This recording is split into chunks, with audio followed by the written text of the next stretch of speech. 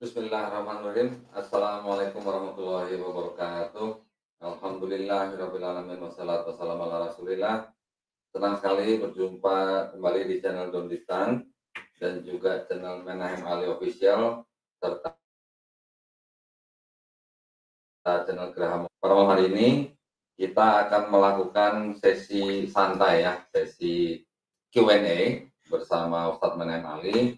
Dan alhamdulillahnya pada malam hari ini Ustadz Menahem Ali bersama-sama dengan saya di studio Geraham Walaf Jakarta. Alhamdulillah. Assalamualaikum warahmatullahi wabarakatuh, Pak Ali. Waalaikumsalam warahmatullahi wabarakatuh. Ini kok bisa di Jakarta nih Pak, lagi dalam rangka apa nih Pak? Dalam rangka rihlah Oh, spiritual. Bukan nganterin ini makanan kucingnya Glenn gitu. Sekaligus itu tujuan utama. Jadi makanan kucing Mas Glenn tersesat ke Surabaya, akhirnya saya harus bawa kembali ke Jakarta. Jauh-jauh dari Surabaya nganterin makanan kucing Glenn coba Mas. Lo tau gak gue beli di mana tuh makan kucing? Gue beli Tangsel. Buset. Jadi Glenn beli makanan kucing, kenapa? Oh, jadi Glenn beli makanan kucing di Tangsel, kirim ke Surabaya, balik lagi, terus bawa ke Jakarta sama Pak Ali. Iya. Ngerjain orang tua lo bener.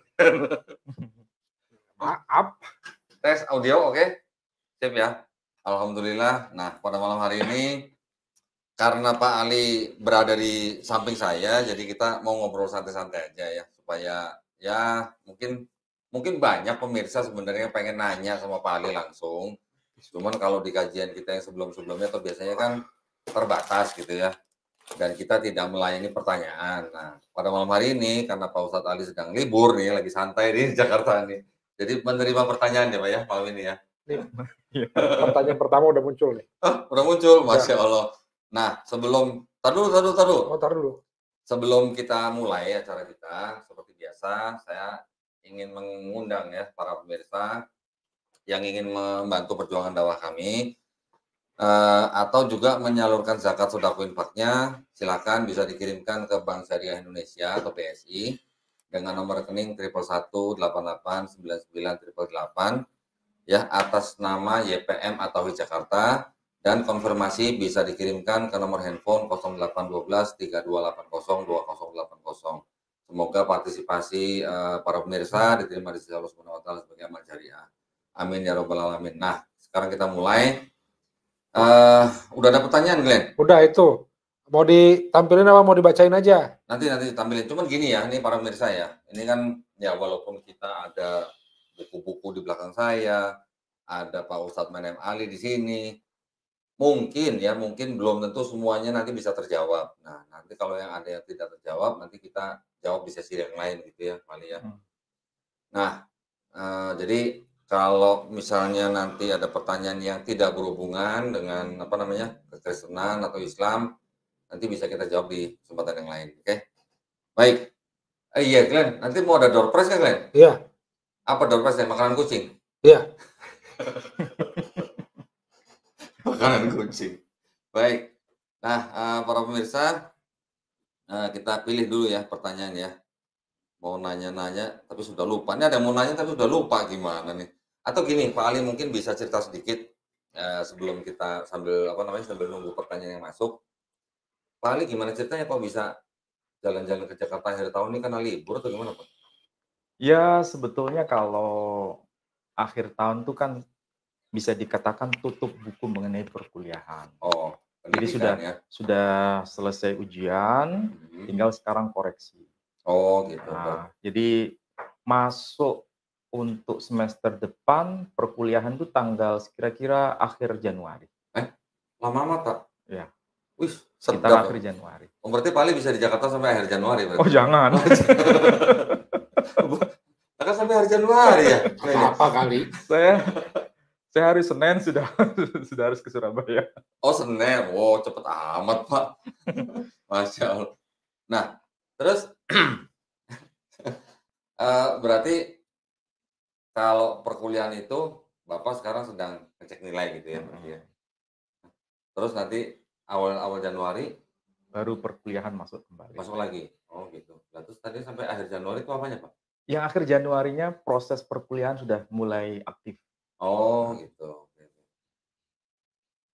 Biasanya kan nanti kan di pertengahan tahun, Pak, ya, kalau ini pergantian semester gitu ya? Ya ini pergantian semester untuk semester depan Mhm. dimulai tahun Januari. Oh, Kok tahun Januari, bulan Januari. bulan Januari, baik. Nah, coba kita lihat sudah ada pertanyaan apa belum? Ini. Oh, nanya, Pak Doni, nanya ke Pak Ali ya. Naskah Laut Mati itu sebenarnya apa, Pak? Ada yang nanya begitu. Naskah Laut Mati. Ya. Dead Sea Scroll berarti ya, Pak, ya? Kalau dalam bahasa Indonesia kita kenal dengan istilah naskah Laut Mati. Maksudnya bukan naskahnya itu mati, bukan. Tapi naskah atau tulisan tangan yang ditulis di atas perkamen.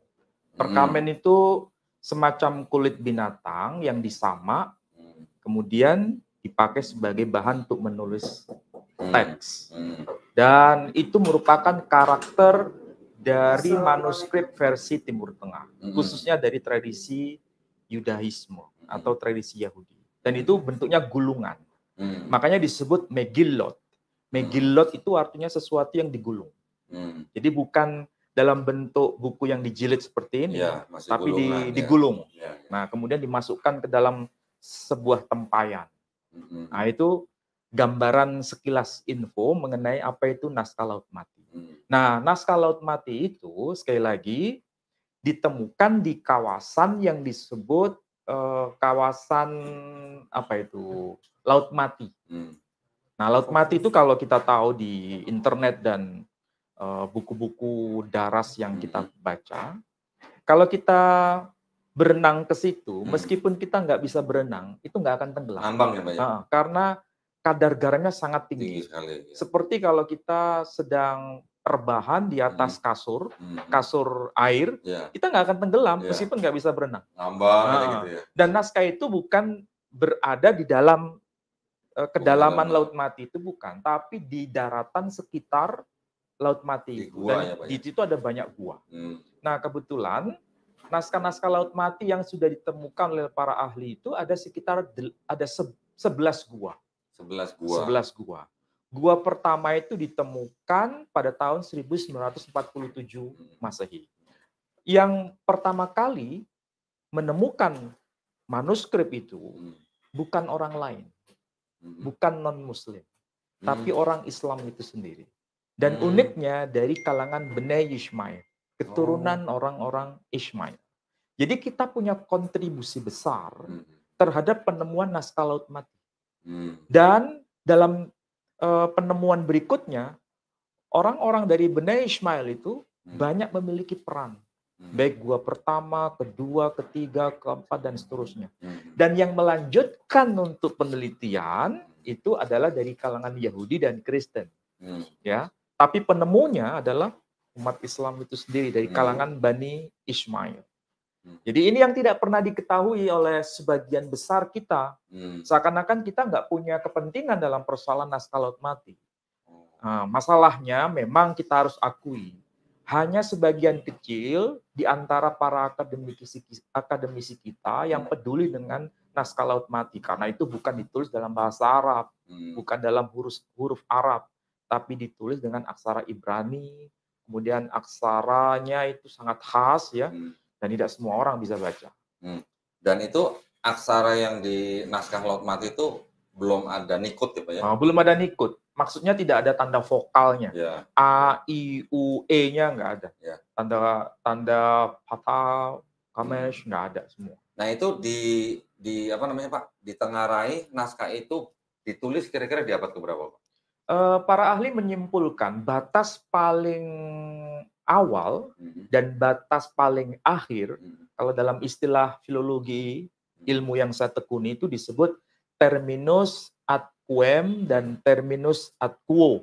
Jadi batas paling awalnya itu tahun 3 sebelum Masehi. Abad atau tahun?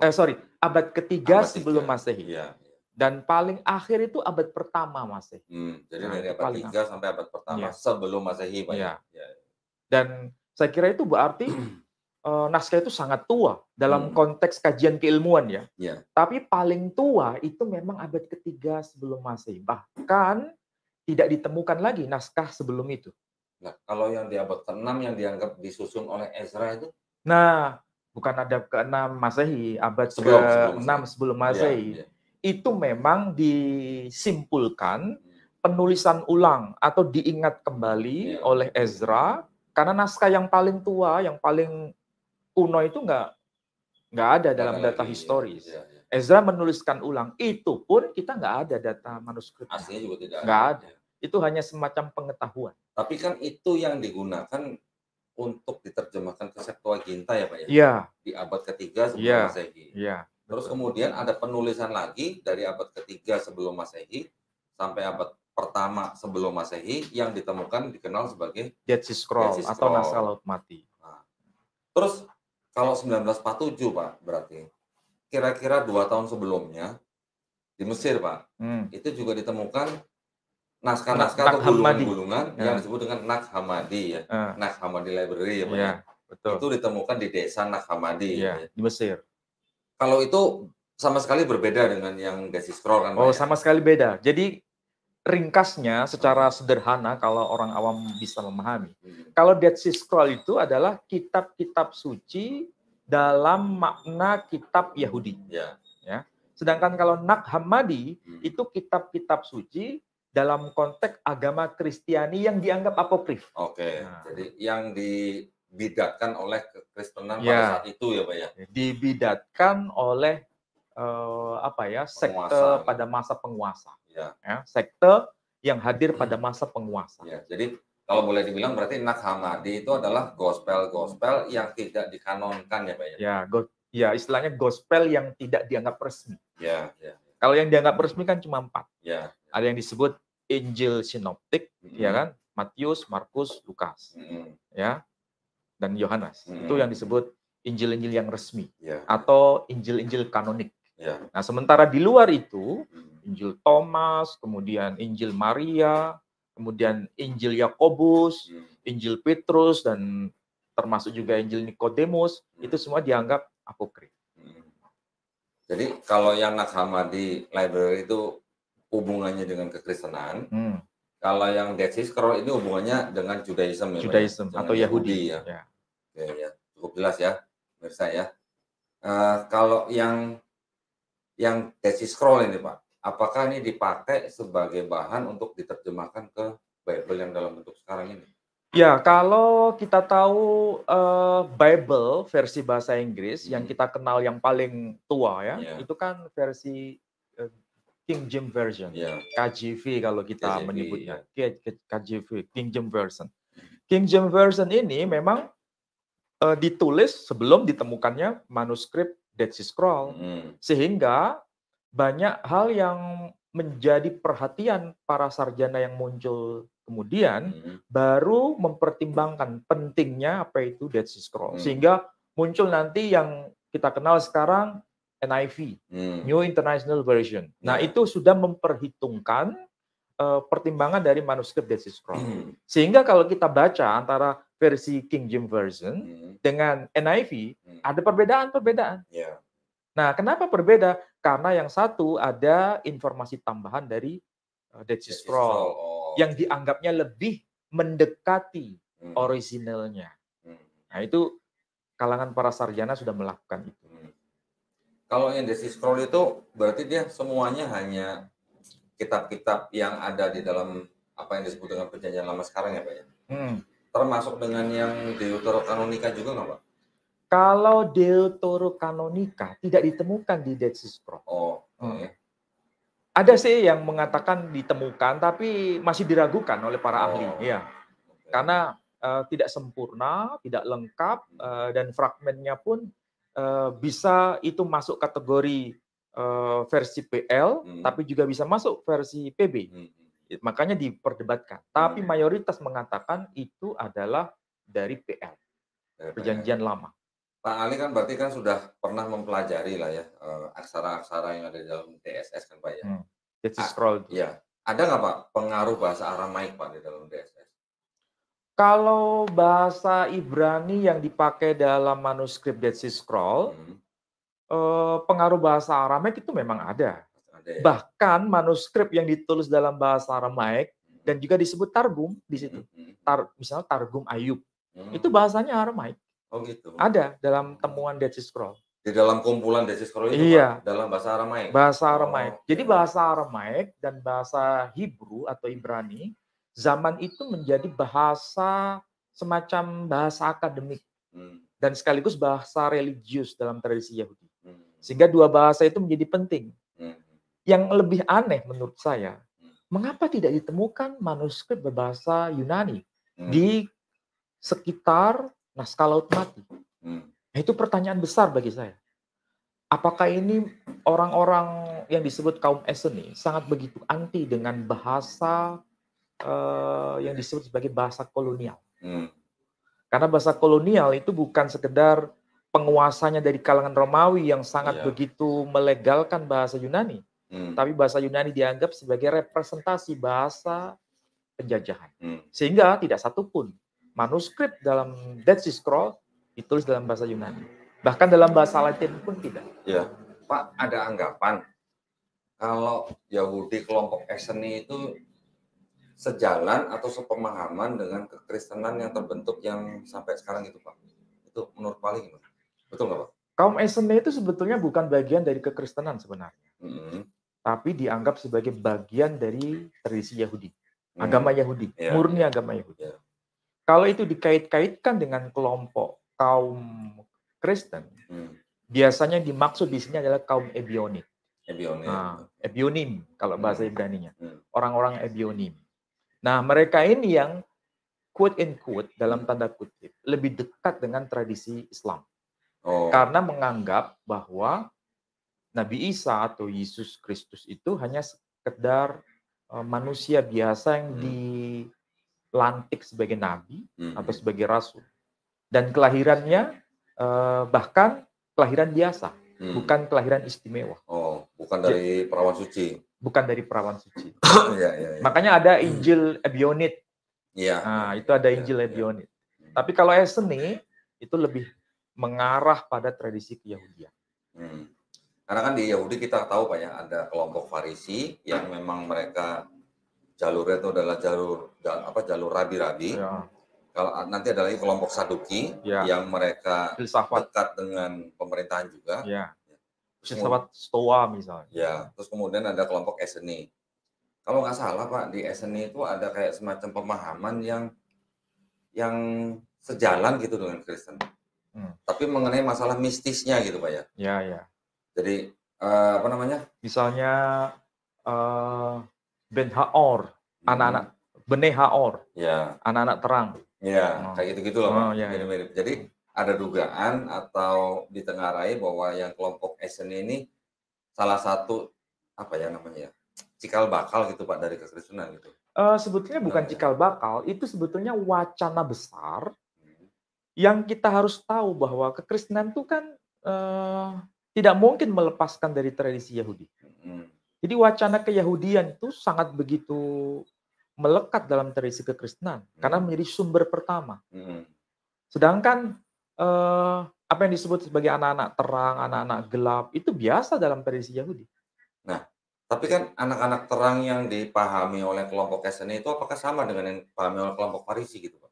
Nah, ini masalah ya. Karena bisa jadi istilah yang dipakai itu sama, tapi pemaknaannya bisa berbeda. Ya, pemaknaan bisa berbeda. Misalnya Bene Elohim dalam tradisi Yahudi, Bene Elohim dan itu ada juga dalam manuskrip Dead Sea Scroll. Itu dipahami sebagai anak-anak Tuhan dalam makna ciptaan Tuhan. Ya, bukan dari pribadi Tuhan itu sendiri. Tapi kalau dalam tradisi kekristenan, anak Tuhan khususnya dalam konteks Yesus itu sendiri dianggap sebagai bagian dari pribadi Tuhan. Jadi pemaknaannya bisa beda. Jadi saya kira istilah yang dipakai itu bisa sama, tetapi makna bisa bergeser. Bisa bergeser. Misalnya begini, contoh sederhana. Kalau dalam Injil Yohanes ya, pasal yang pertama, ayat pertama, ada yang teks yang bahasa Yunani. Coba tolong dicek. Yunani. Cek, tolong disimak ya. Saya tolong disimak di situ. Teks ayat yang pertama itu dikatakan Yohanes 1:1. Iya. Apa itu? Enarche en hologos. Ya. Kai hologos prostonteon, Iya. kai theos en hologos. Iya. Di situ ada muncul kata logos. Iya. Ya. Iya. Logos. Logos dalam tradisi kekristenan itu berbeda dengan tradisi Yahudi. Logos dalam tradisi Yahudi itu sebagai apa ya? Istilahnya sesuatu yang diciptakan Tuhan, logos. Sedangkan dalam tradisi kekristenan, dia adalah bagian dari pribadi Tuhan itu sendiri. Pribadi ketiga gitu Pak ya. Kalau dalam tradisi Plato disebut sebagai demiurgos. Dan itu berbeda maknanya. Iya. Dalam tradisi Kristen. Ini kan yang dipinjam dari Philo ya Pak ya? Ya. Philo, Plato gitu, kemudian ajarannya disebut sebagai Platonisme. Platonisme ya.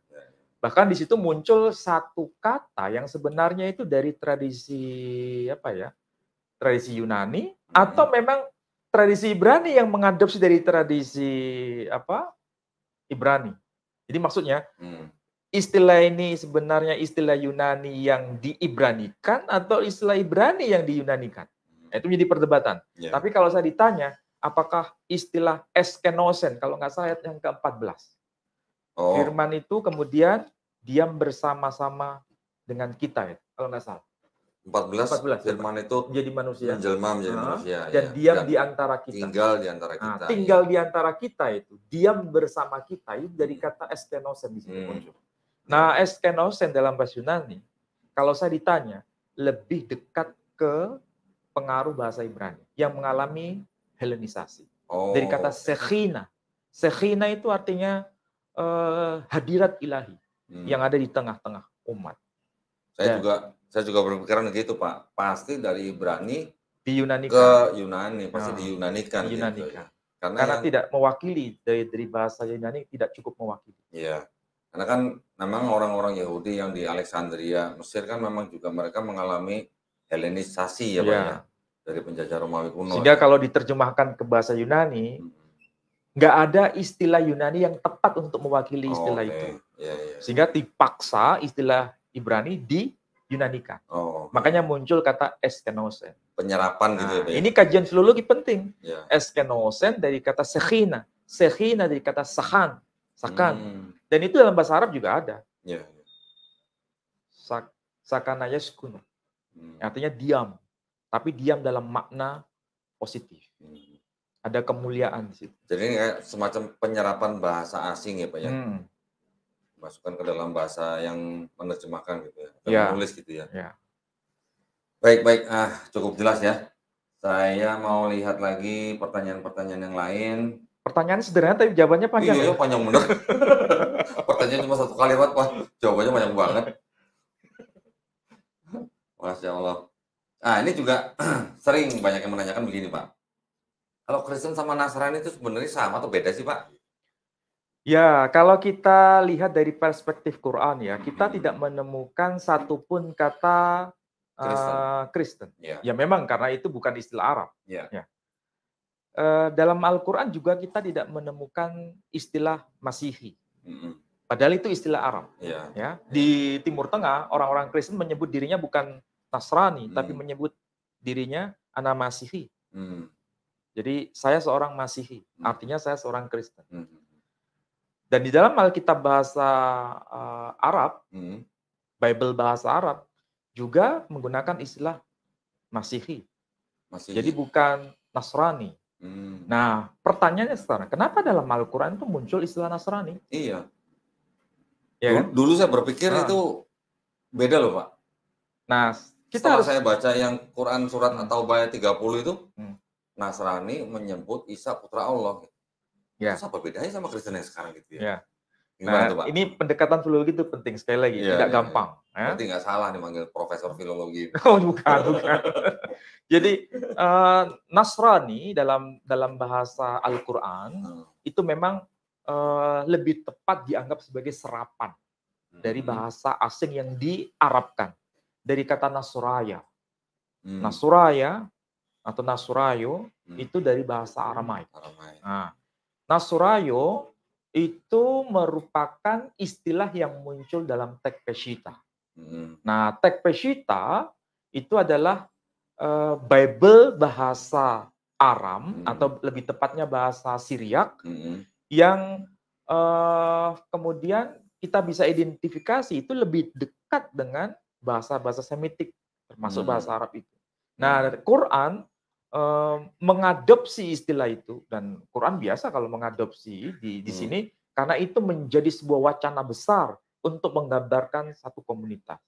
Nah, Nasrani di sini atau Nasorayo tidak jauh beda dengan istilah Masihi dalam bahasa Arab yang sekarang. Karena konsep teologinya sama. Kalaupun ada beda, itu tipis, tidak terlalu jauh. Jadi kalau di dalam konteks Quran itu, Nasrani itu dengan Kristen yang sekarang itu ya sama ya Pak? Ya sama, bukan beda.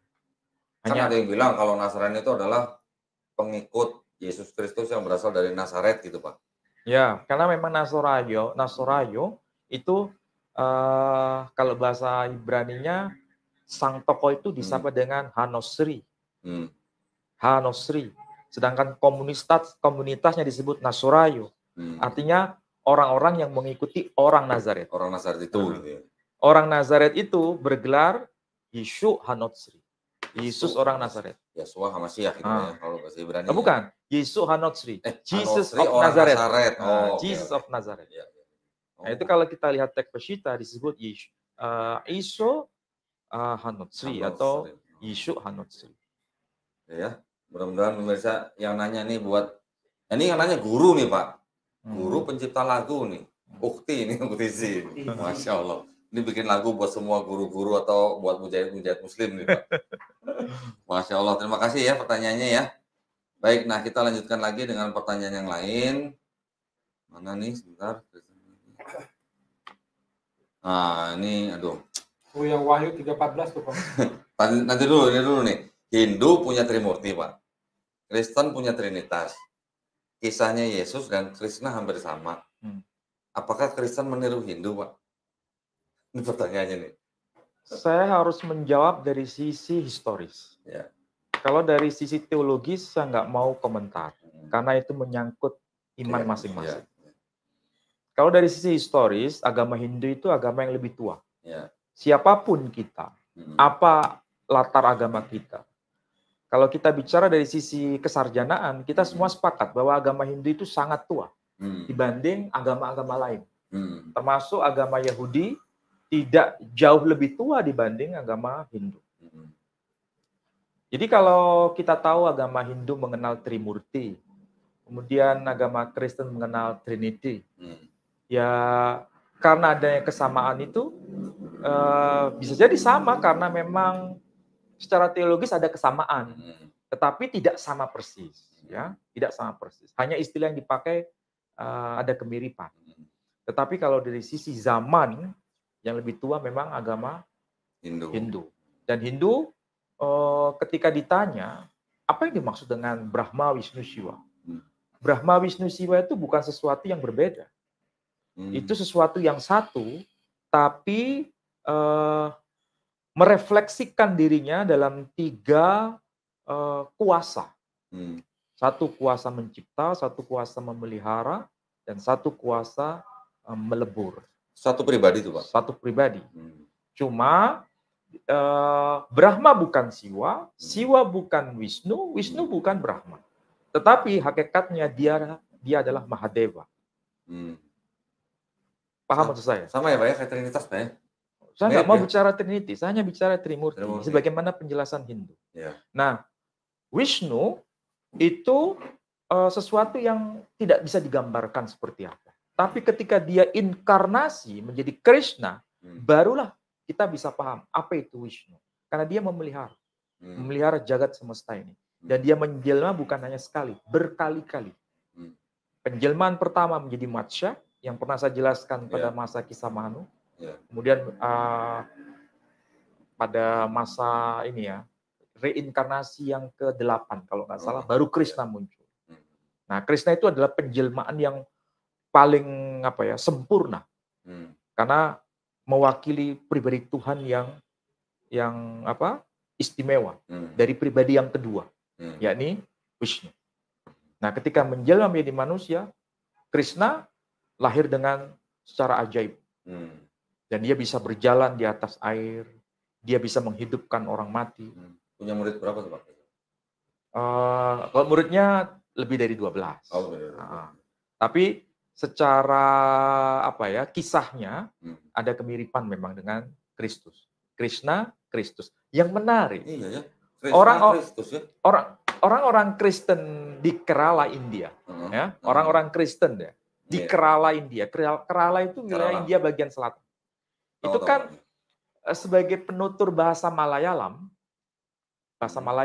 tetapi pengaruh bahasa Aramaik itu juga kuat, sehingga tradisi liturgi itu pakai bahasa Aramaik dan sekaligus bahasa Malayalam. Ketika menyebut sang tokoh dengan nama Aiso de Mesiho, ya, tapi dia juga disebut sebagai Krista, bukan Kristus, bukan Krishna, tapi Krista. Jadi kita bisa lihat Kristus, kita bisa bandingkan dengan Krista, kita bisa bandingkan dengan Krishna. Lalu apa ya? Apakah kalau begitu Kristos itu Yunani itu menyerap dari bahasa India, Pak? Sebetulnya kalau dari sisi linguistik, kajian kebahasaan, bahasa-bahasa Eropa yang dikenal dengan istilah Indo-European languages, bahasa-bahasa Eropa, itu induknya adalah bahasa Sanskerta. Sanskerta ya. Jadi keliru kalau kita mengatakan bahasa Sanskerta itu pecahan dari bahasa yang ada di Eropa. Bukan. Justru induknya itu bahasa Sanskerta. Sanskerta dulu. Ya, karena kita harus tahu bahasa yang paling rumit, ya, dan itu penelitian para ahli. Saya sebut misalnya Profesor Russell Jones. Dia sangat mahir bahasa Yunani. Kita tahu ya, bahasa Yunani itu bahasa sederhana atau bahasa rumit. Rumit ya. Bahasa Eropa yang paling rumit itu bahasa Yunani. Ternyata ada bahasa yang lebih rumit lagi, ternyata itu adalah bahasa Sanskerta. Dan bahasa Sanskerta dengan bahasa Yunani itu 11-12. Kalau Akadia, Pak? Akadia lain, itu bahasa Semitik. Semitik. Jadi bahasa yang lebih kompleks, gramatikanya dan fonologi. Kalau saya ngomong fonologi, kira-kira paham nggak ini pembahasan? Fonologi itu Pak yang ada hubungan dengan suara ya Pak ya? Ya, fonologi itu fonemnya. Misalnya bedanya antara kata, kita, kutu, kota. Itu kajian fonologi. Sekaligus kajian morfologi. Ini bukan penjelasan Ustadz, ini penjelasan akademisi. Salah kostum apa gimana, Glenn? Salah kostum apa gimana? Jadi linguistik itu memang penting dalam rangka untuk mempelajari mana bahasa yang kira-kira itu mempengaruhi dan bahasa yang dipengaruhi. Itu bisa menggunakan teori Swades. Bisa. Untuk melacak bahasa yang lebih tua. Tapi yang jelas Sanskerta itu jauh lebih tua daripada Indo-European language. Ya. Jadi semua para ahli linguis, ya, para ahli yang disebut para linguis, itu mengatakan dan sepakat bahwa bahasa Yunani itu tidak jauh lebih tua dibanding bahasa Sanskerta. Jadi Sanskerta itu lebih tua. Logikanya kalau bahasanya aja lebih tua, konsep teologi keagamaan lebih tua. Gitu ya. Pak, saya pernah baca Pak di literasinya Hindu ya Pak ya, di kitab Atharvaveda. Betul Pak ya? Saya kalau ngomongnya salah tolong dikoreksi ini Pak. Pada masa itu Baginda Kansa berkuasa di negeri Mathura. Ya. Adalah Baginda Kansa itu berhati terlalu amat busuk karena dikuasai oleh seorang di antara Iswarinya namanya Niyasumba, ahli sihir yang terlalu amat sangat mempengaruhi dirinya. Maka adalah Niyasumba itu anak Kawaluni pemuja Dewi Kali. Alkisah pada suatu malam Baginda Kansa pun tidak berkantuk barang sekejap. Ini kayaknya bahasa zaman dulu ya kayaknya. Maka berdirilah Baginda di beranda istananya karena telah digerakkan kekuasaan gaib atas dirinya, maka jika dilihatnya akan dia sebuah bintang bergerak dan sinarnya jatuh di bumi. Bintang ya. Maka Baginda pun bertanya akan Niyasumba, tetapi Niyasumba tiada mengetahuinya. Maka dipanggilnya akan Baginda Brahmana agar ia melihat bintang itu lalu menakwilkannya. Nakwil kayak bahasa menafsirkan gitu ya. Menakwilkannya sekali akan kebenarannya itu, maka sahut Brahmana itu, itulah setanda turunnya Tuhan ke dalam tubuh manusia, yang dikandung Dewanagi, anak perempuan baginda sendiri, yang bernama Parwadi, itulah kelak anak bekal Tuhan dunia dan Raja dunia. Kok mirip Pak ya? Ya.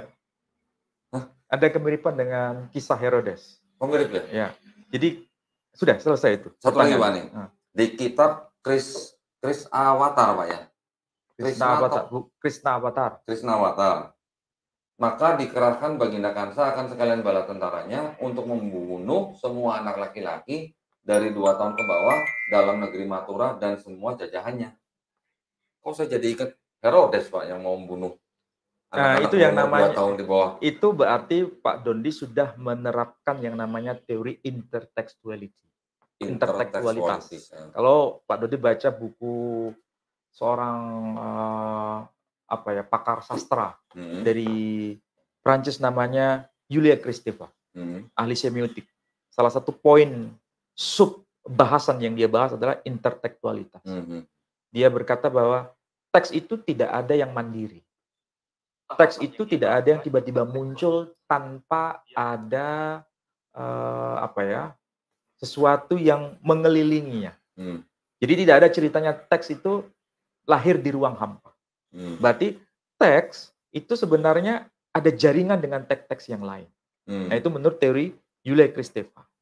Nah, kalau ini kita pahami, berarti teks satu dengan teks yang lain itu ada koneksitas. Nah, ketika kita bicara bahwa cerita mengenai Krishna avatar, ini maksudnya penjelmaan Krishna, makanya disebut avatar. Avatar itu penjelmaan. Krishna avatar, penjelmaan Krishna dari tradisi Sanskerta dengan penjelmaan Kristus dalam tradisi Yunani. Bahasa Yunani dan bahasa Sanskerta itu masih saudara-saudara kan? Satu link. Sehingga kisah-kisahnya juga ada kemiripan. Dan itu wajar. Dan kalau wajar seperti ini, kita yang tahu mana yang lebih dulu? Pasti Hindu lah. Nah, cuma nama tokohnya beda. Yang satu Herodes, yang satu yang satu Kamsa. Dan itu ada di dalam kitab Srimad Bhagavatam Purana. Nah, ketika Kamsa itu tahu itu anaknya Devaki itu dibunuh semua. Sampai pada anak yang ke-8 kalau nggak salah, baru itu betul-betul terjadi mukjizat. Luput dari pembunuhan ini. Sama seperti zamannya Herodes. Herodes juga membunuh anak laki-laki. Cuma detailnya tidak sama, tapi globalnya sama. Nah, kalau gitu kan timbul pertanyaan. Ada 2 kisah, yang mana yang satu mungkin ribuan tahun sebelum Masehi. Kisah ini timbul di abad pertama Masehi gitu. Kisahnya sama, kejadiannya mirip, sama-sama melihat bintang. Ya, bintang yang bergerak yang jatuh ke bumi. Kemudian ada raja yang membunuh anak-anak berusia 2 tahun ke bawah. Sama-sama raja loh itu. Sama-sama raja ya. Sama-sama raja. Satu raja Herodes, satu raja Kamsa. Maksud saya gini Pak, kalau memang begitu berarti kan ada salah satu yang fiktif. Atau bagaimana menurut Pak Ali? Apakah bisa dua-duanya nih terjadi? Real gitu Pak? Saya tidak mau komentar karena ini masuk dalam tataran teologis yang diimani masing-masing umat. Saya nggak boleh ikut campur. Tetapi kalau dari sisi kenapa kisah ini bisa sama, bisa ada kemiripan, saya menjawabnya tadi sudah saya tegaskan. Karena bahasa Sanskerta dengan bahasa Yunani itu satu rumpun, ya, satu rumpun. Maka kisah-kisah yang melatari, cerita-cerita atau folklore sekalipun, itu bisa jadi ada kemiripan. Cuma masalahnya kan kita lebih tahu bahwa bahasa Sanskerta itu lebih tua. Kitab Weda lebih tua. Dan Weda itu macam-macam. Bukan hanya Atharva Veda, bukan hanya Rig Veda, termasuk kitab Srimad Bhagavatam Purana yang kisah mengenai Krishna Avatar itu begitu didetailkan secara lengkap. Jadi kalau misalnya orang-orang Hindu, saudara kita kaum Hindu membaca Bible, terutama Injil Matius misalnya, langsung dia ingat. Ini kok seperti kisah mirip Krishna. sama kitab gua kan gitu kan. Iya, betul. Silakan saja itu jadikan eksperimen. Pasti akan tahu. Sebaliknya, kalau kita membaca kitab Bible, Injil Matius, sedangkan kemudian kita pernah baca kitab-kitab Hindu, Hmm. meskipun kita Muslim, Ya. kita juga akan punya pikiran yang Langsung sama. ingat, ya. Loh, ini kok kisahnya ada kemiripan? Ya. Kemiripan itu bisa dari segala sisi ya. Ya. Dari si istilah, dari alur Ya. ceritanya, Kronologi ya. Meskipun detailnya bisa jadi tidak sama persis. Ya. Jadi kita serahkan aja lah ya. Kenapa bisa Ya begitu itu, gitu ya. itu iman masing-masing. Iya. Tapi maksud saya gini Pak, orang yang belum mempelajari sejauh seperti kayak Pak Ali gitu, terus dengan entengnya ngomong Quran, menjiplak Bible gitu. Ya berarti orang yang mengatakan demikian kurang literasi. Kurang Jadi teknik, sekali gitu. lagi, kalau ada yang berkata demikian, Quran menjiplak Bible, pertanyaannya apakah kitab Weda menjiplak Bible? Itu ya, kita bahas Pak itu Pak. Ya. Pertanyaan. Apakah Bible menjiplak kata Veda? Kebalik kalau Pak Ali lain. Oh gitu. Dibalik itu apakah Weda menjiplak Bible? Padahal Weda berapa tahun sebelum lebih tua. Bible gitu. Jadi kalau pertanyaannya Pak Ali itu langsung apa ya? Bukan menohok lagi, langsung banting gitu. Baik, kita cari lagi pertanyaan yang lain ya. Tadi pertanyaannya simpel Pak.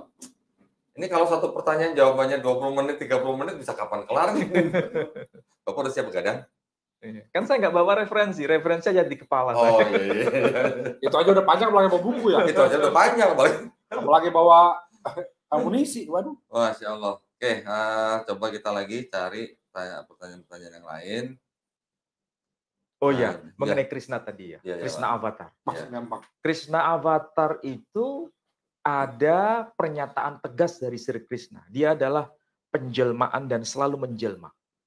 Ya, di dalam kitab Bhagavad Gita. Ya. Pak Doni ada nggak Bhagavad Gita gitu? Aduh, udah dibawa ya kayaknya ya. Udah dibawa sama itu. Itu ada teks yang secara tegas mengatakan. Dibawa orang Hindu baru ya? Iya. Jadi ada teks yang menyebutkan memang Krishna itu adalah penjelmaan dari Dia yang Maha Mutlak. Dalam rupa manusia, secara daging. Dilahirkan secara manusia. Tetapi dia tidak dilahirkan secara teologis. Dalam makna teologis, dia tidak dilahirkan tapi sekaligus dilahirkan. Nah, ini kan bahasa dogmat. Kalau begitu bisa disebut reinkarnasi atau inkarnasi, Pak? Kalau karena berulang-ulang berarti reinkarnasi. Reinkarnasi. Dia disebutkan begini. Yada hidharmasya glanir bhavati bharata abhyutanam adharmasya tadat manam serjami yaham. Apa? Pernah di Kerala dulu, Pak? Pernah di Kerala gitu. Yada hidharmasya. Apabila dharma telah mengalami kemerosotan. Yada hidharmasya. Glanir bhavati bharata. Ketahuilah wahai keturunan Bharata. Itu ucapan Krishna kepada Arjuna. Abhyutanam adharmasya. Dan kejahatan, kebalikan dari kebenaran tadi ya. Adharmasya, yang tidak benar, kejahatan maksudnya. Semakin merajalela, maka dia datang dalam rangka untuk membela saduna. Serjamiyaham. Jadi dia menjelma, sejeramiyaham. Aku akan menjelma untuk melindungi para sadhu. Ini pernyataan Krishna sendiri. Sampai apal gitu, makanya yang begini mau disalib gitu. Masya Allah. Sebentar, kita lihat lagi pertanyaannya. Ini Pak, nah ini mungkin ada hubungannya dengan sosok yang mungkin pernah berkomunikasi dengan Pak Ali ini ya. Ada pertanyaan begini Pak. Menurut Profesor Munin Siri, ada 2 surat Al-Quran yang hilang, Al-Hal dan Al-Hafz. Benarkah itu Pak? Kalau dilihat dari sisi manuskrip ya, saya kajian manuskrip. Kajian manuskrip Quran itu sudah ditemukan, ya. Dan kita, seingat saya pernah bahas itu, manuskrip San'a. Kemudian ada manuskrip yang paling tua yang sekarang disimpan di Birmingham, ya. Semua manuskrip itu kalau kita teliti tidak ada satupun yang membahas mengenai 2 surat itu, ya, 2 surat itu. Dan kalau kita lihat dari tarikh atau penanggalan, itu semuanya abad ke-7, abad ke-7 Masehi. Tidak jauh dengan masa Nabi masih hidup gitu ya. Abad ke-7. Dan itu sudah diteliti oleh para ahli filologi menggunakan karbon C14. Pertanyaannya, kenapa ada informasi mengenai surat ini yang hilang, surat ini yang hilang? Itu kan berdasarkan hadis. Masalahnya, hadis itu termaktub di mana?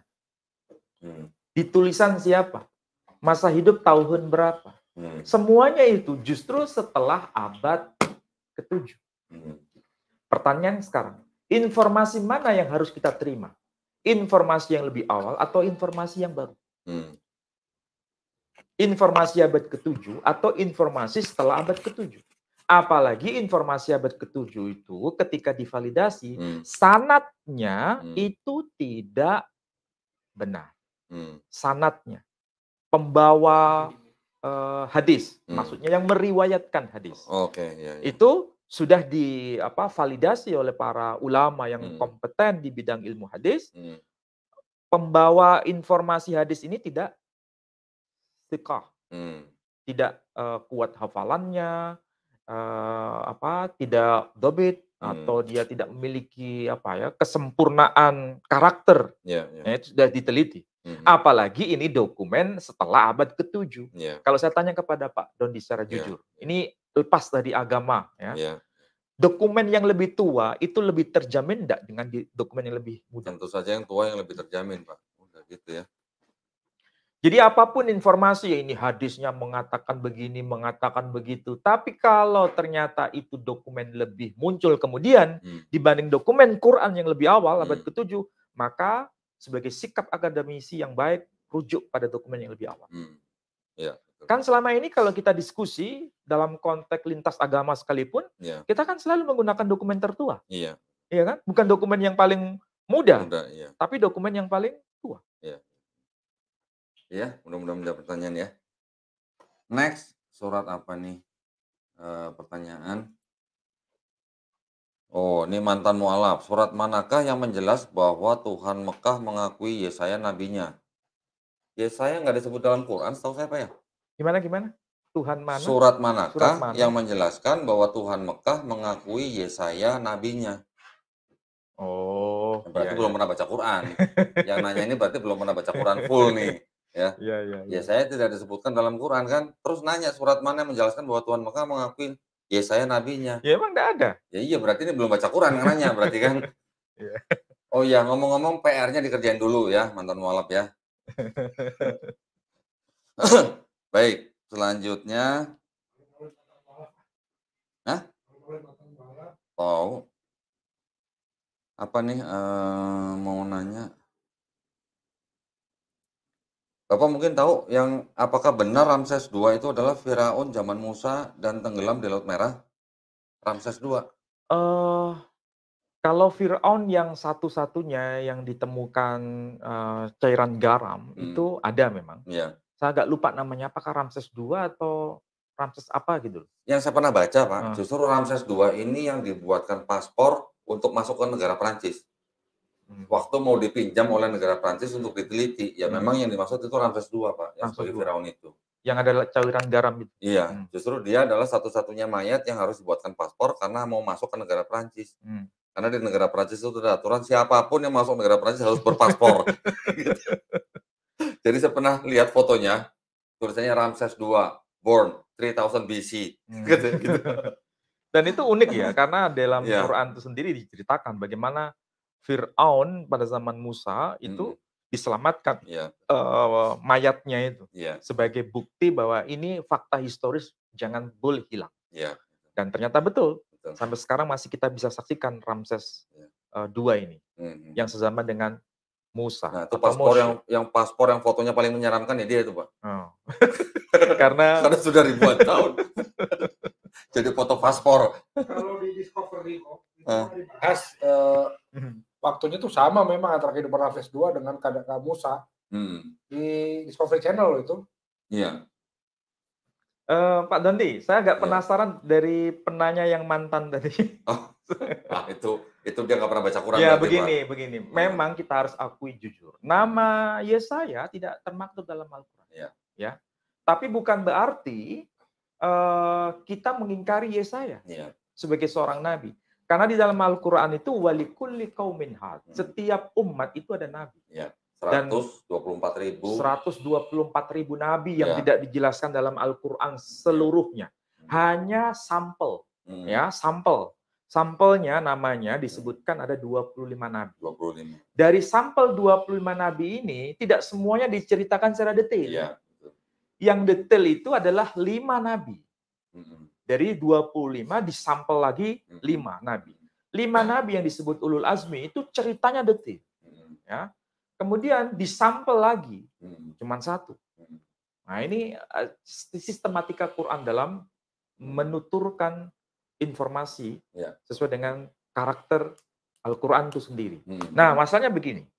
Kalaupun Nabi Yesaya secara harfiah tidak disebutkan di dalam Al-Quranul Karim, masalahnya, apakah Nabi Yesaya yang termaktub dalam kitab Yahudi, apakah sama dengan kitab Nabi Yesaya versi Kristen?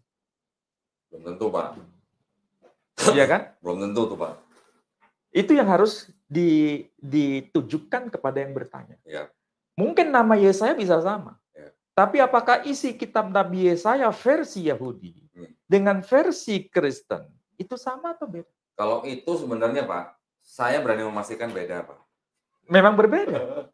Memang tidak sama. Beda, ya. Jadi meskipun namanya disebut, tapi sebenarnya tidak sama. Jadi kalau itu saja bermasalah dan kenapa yang bertanya tadi mempersoalkan Quran yang tidak menyebut nama Nabi Yesaya? Iya kan? Betul. Nah, itu mah dari Yesaya 7:14, Yesaya 96, Yesaya 53, itu mah udah semuanya beda, Pak. Itu kan sudah diubah sesuai dengan kemauan penerjemah ya, Pak ya. Dari Ibrani ke Yunani, Yunani ke Latin gitu. Ya, itu sih udah. Dan kalau kita tanya jujur ya, kita tanya jujur kalau kita buka tradisi kritik teks. Kalau kita bertanya kepada saudara-saudara kita kaum Yahudi, apakah kitab Nabi Yesaya yang termaktub dalam Tanakh, Torah, Nevi'im, Ketuvim, kitab nabi-nabi itu lebih otoritatif dibanding kitab Septuaginta? Jawabannya, iya lebih otoritatif. Tanakh dong. Lebih Tanakh. Nah, sebaliknya kalau kita tanya sama orang-orang Kristen, terutama yang ortodok maupun yang Katolik ya, mana yang lebih otoritatif? Kitab Septuaginta atau kitab Tanakh? Mereka akan berkata, kitab Septuaginta. Karena itu tidak mengalami manipulasi oleh orang-orang Yahudi era kemudian. Karena manipulasi Tanakh menurut orang-orang Kristen itu baru muncul setelah abad 1, abad kedua. Bahkan yang paling tua Masoret itu abad ke-8 Mas. Sampai abad ke-4 kalau nggak salah, Pak. Soalnya Hesisius mengkoreksinya di abad ke-4. Iya. Abad 1, 2 mungkin masih Origen, Lucian gitu ya. Yang terakhir di Hesisius di abad ke-4. Tetapi ya bagaimana ya, bisa juga sih teori seperti itu, Pak. Tapi artinya kan ada perubahan. Iya. Dari Septuaginta yang pertama sampai abad ke-4. Iya. Padahal yang di sebelum Masehi itu pun Septuagintanya aja ada perbedaan antara terjemahan Pentateuch saja dengan Nevi'im Ketuvim. Itu aja beda yang melakukan ya, Pak ya. Kalau yang Pentateuch kan 72 rabi-rabi Yahudi, 6 dari masing-masing suku. Yang sisanya Nevi'im Ketuvim ini siapa? Nggak ketahuan. Ya. Dan tidak diakui oleh tradisi Yahudi. Nah, dengan kata lain begini, kitab Nabi Yesaya versi Septuaginta Kristen itu tidak sama dengan kitab Nabi Yesaya versi Yahudi, versi Tanakh. Jadi kalau begitu, meskipun namanya disebut Yesaya, isinya tidak sama. Lalu kenapa dipersoalkan nama Nabi Yesaya nggak ada dalam Al-Quran? Iya kan? Ya itu saya bilang, Pak, dia belum baca Quran semua berarti. Belum tahu persis lah dalam Quran seperti apa. Nah sekarang ini, mumpung ini ada detail informasi. Coba lihat sekarang. Ya, kita harus paham dulu mana yang ortodok tadi ya.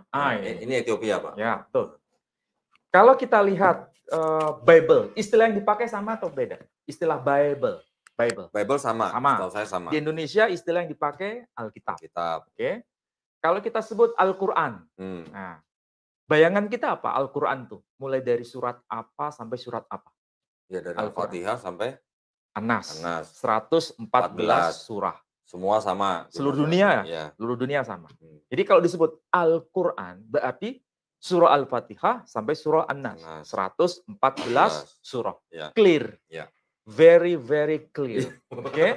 Ya. Jadi ingat pendeta. Saya ingat pernyataan dari pendeta siapa ya? Hendritan, Pak. Pendeta Hendritan. Saya terkesima dengan beliau istilah itu. Oke? Ya, sekarang kalau kita lihat perbandingan dari istilah Alkitab atau Bible.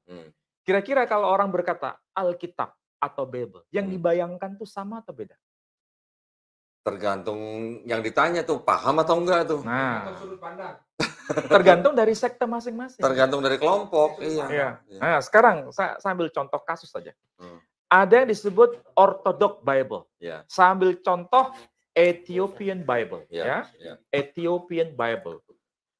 Ethiopian Bible berarti ini adalah kitab suci orang Kristen Ortodok Ethiopia. Ternyata kalau kita lihat memang perjanjian barunya sama ya. Perjanjian lamanya tidak sama. Lebih banyak ya, Pak. Lebih banyak. Salah satunya misalnya The Book of Enoch. Ya, kitab Enoch. The Book of Jubilee. Kitab Jubilee. Ada The Book of Megabian. Megabian itu sama dengan Makabi. Nah, bahasa Ortodok, bahasa Etiopianya Megabian. Megabian. Ini linguistik lagi. Megabian, Makabe. Nah, yang diakui sebagai kitab suci, diwahyukan Tuhan itu Makabe 1, Makabe 2, Makabe 3. Oke? Ini contoh ya. Berarti kitabnya sangat tebal.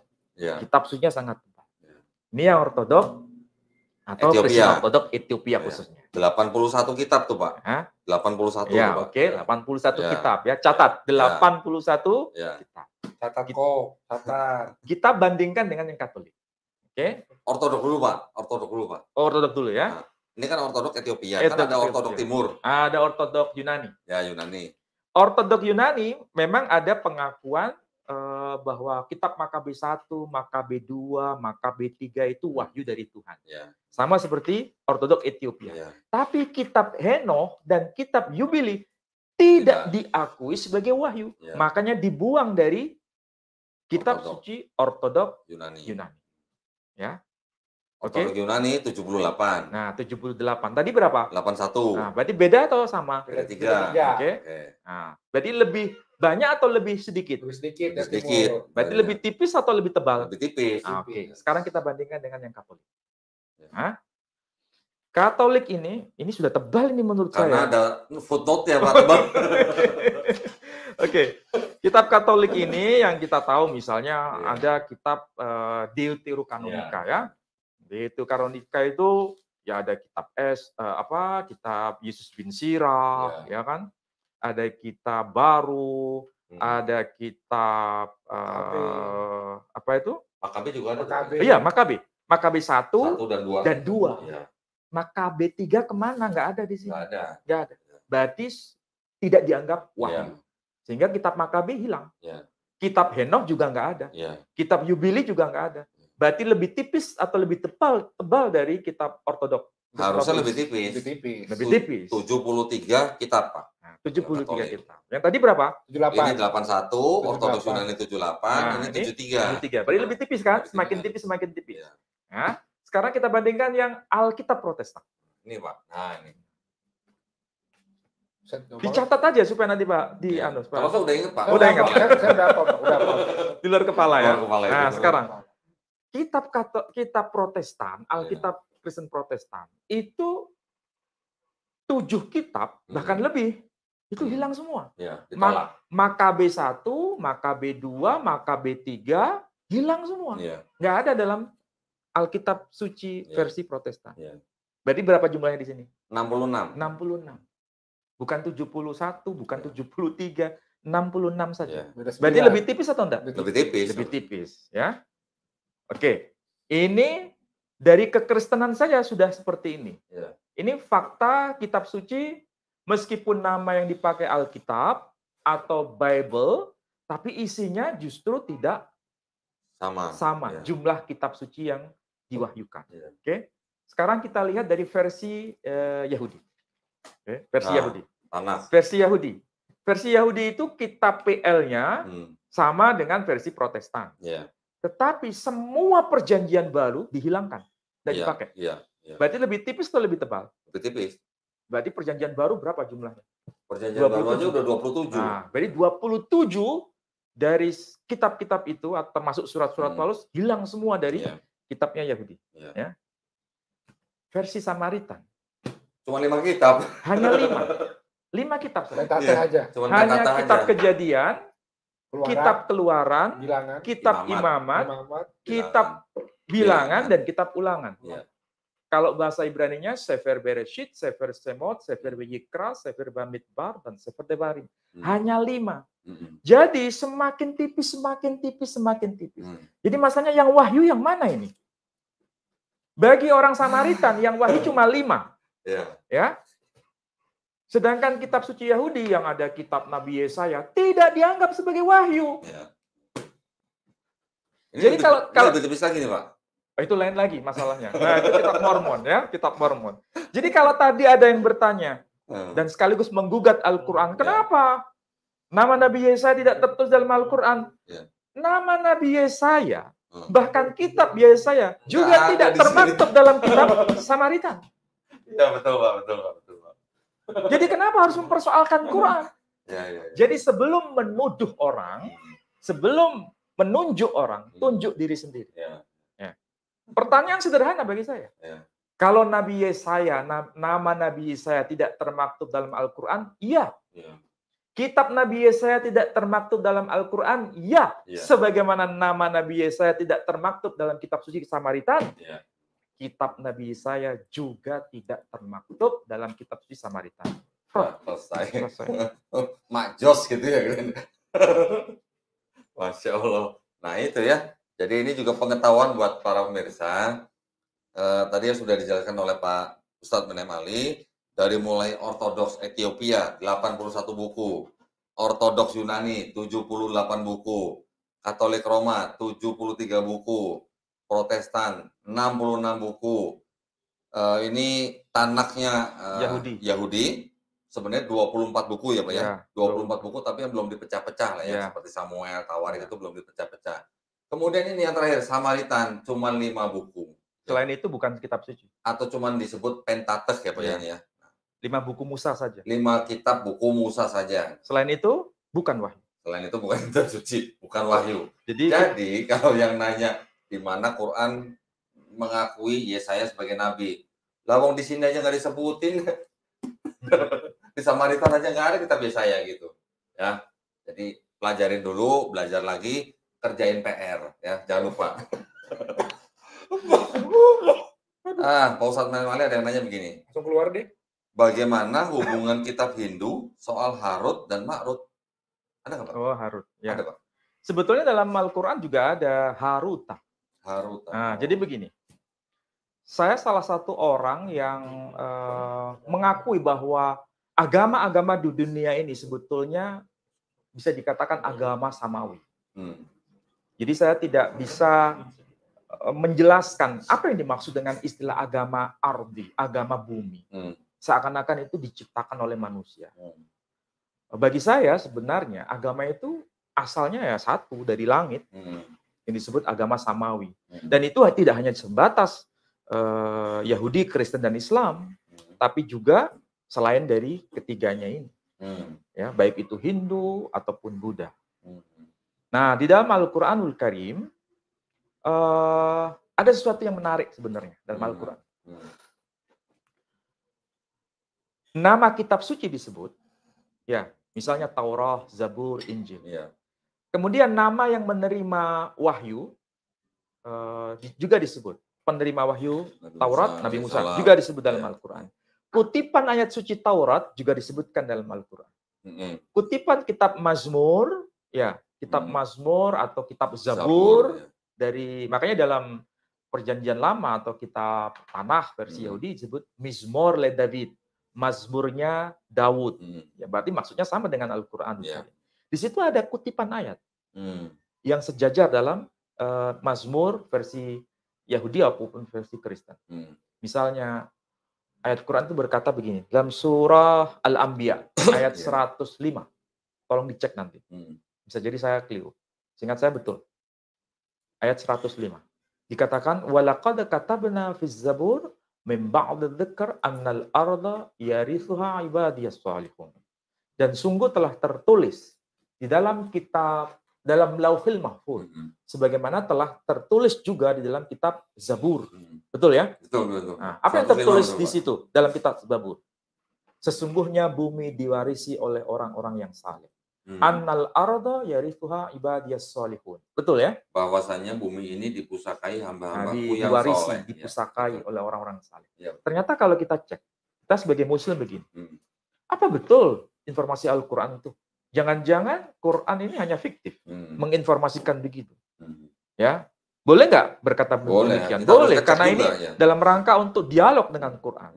Quran tidak pernah fiktif. Quran itu selalu dengan data. Nah, yang dikatakan Quran ternyata betul. Kita cek dalam kitab Mazmur sekarang, ayat itu masih ada. Mazmur berapa? 37 ayat 29. 37, 29. Coba dicek. 37, 29.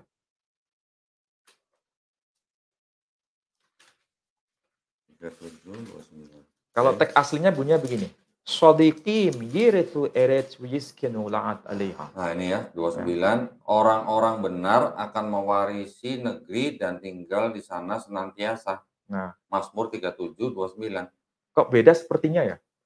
Kok mewarisi negeri? Kalau negeri itu kira-kira keseluruhan atau bagian? Negeri ya bagian. Bagian. Ya. Padahal kalau kita lihat teks aslinya, Shadiqim yirithu eretz. Orang-orang benar mewarisi bumi. Eretz itu bumi. Bumi ya Pak ya? Bumi. Tapi di situ diterjemahkan negeri. Kalau di Quran memang menyebutkan ard. Oh, ard bumi. Ard bumi juga. Iya. Walaqad katabna fiz zabur min ba'di dzikr annal arda yarithuha ibadiyas shalih. Nah, ini kalau yang di Tanakh, Pak, terjemahan bahasa Inggrisnya, the righteous will inherit the earth and dwell forever upon it. Ya. Earth, Pak. Earth, bumi. Jadi orang-orang benar itu mewarisi bumi. Cuma istilah yang dipakai dalam bahasa Arab menggunakan sholihun, orang-orang saleh. Sementara dalam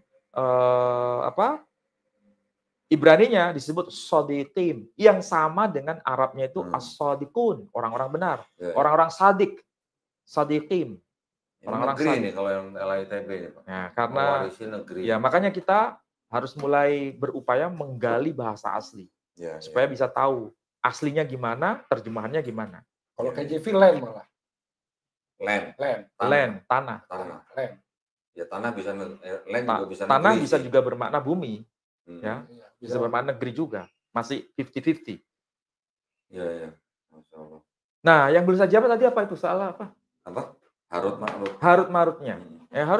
Harut dalam haruta dalam Quran haruta wa maruta. Nah, ternyata kalau saya cek dalam kitab apa itu? Bukan Bhagavad Gita, Rig Veda. Memang ada disebutkan haruta. Haruta itu maksudnya adalah malaikat. Tapi tidak menggunakan istilah malak, tapi menggunakan istilah dev. Dev itu arti harfiahnya itu cahaya. Deva. Nah, dalam bahasa Sanskerta Deva, Dev itu arti harfiahnya cahaya. Jadi memang dia diciptakan dari cahaya. Dewa-dewa itu diciptakan dari cahaya. Dewata. Dari Dev, Devam, Devata. Di bahasa Batak Karo, bahasa Batak Toba, jadi Debata dan Dibata. Itu ada Pak, Bible bahasa Karo. Tolong Glenn dibacakan Glenn. Mas Glenn ini orang Batak Karo. Kebetulan ada orang Karo di sini, Pak. Jadi ini Debata, Dibata.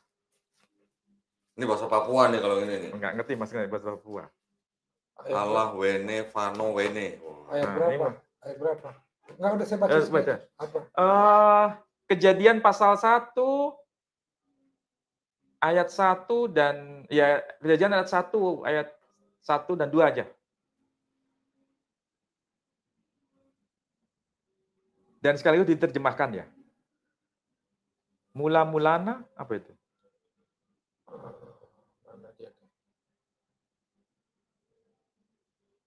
Turi-turin kejadian si Nasalit. Ini adalah urutan kejadian awal mulanya. Mula-mulana ijadikan di bata langit ras doni. Doni lumedenga, lalit tempasna, lawit simbelang, bergalumbang ditutupi gelap mesangat. Jana kesah di bata kelalang keliling. Oh ya. Kelaling ibabo lau kuasa isa. Nah, coba diterjemahkan. Permulaannya dijadikan Tuhan langit dan bumi. Bumi masih kosong, tidak ada isinya.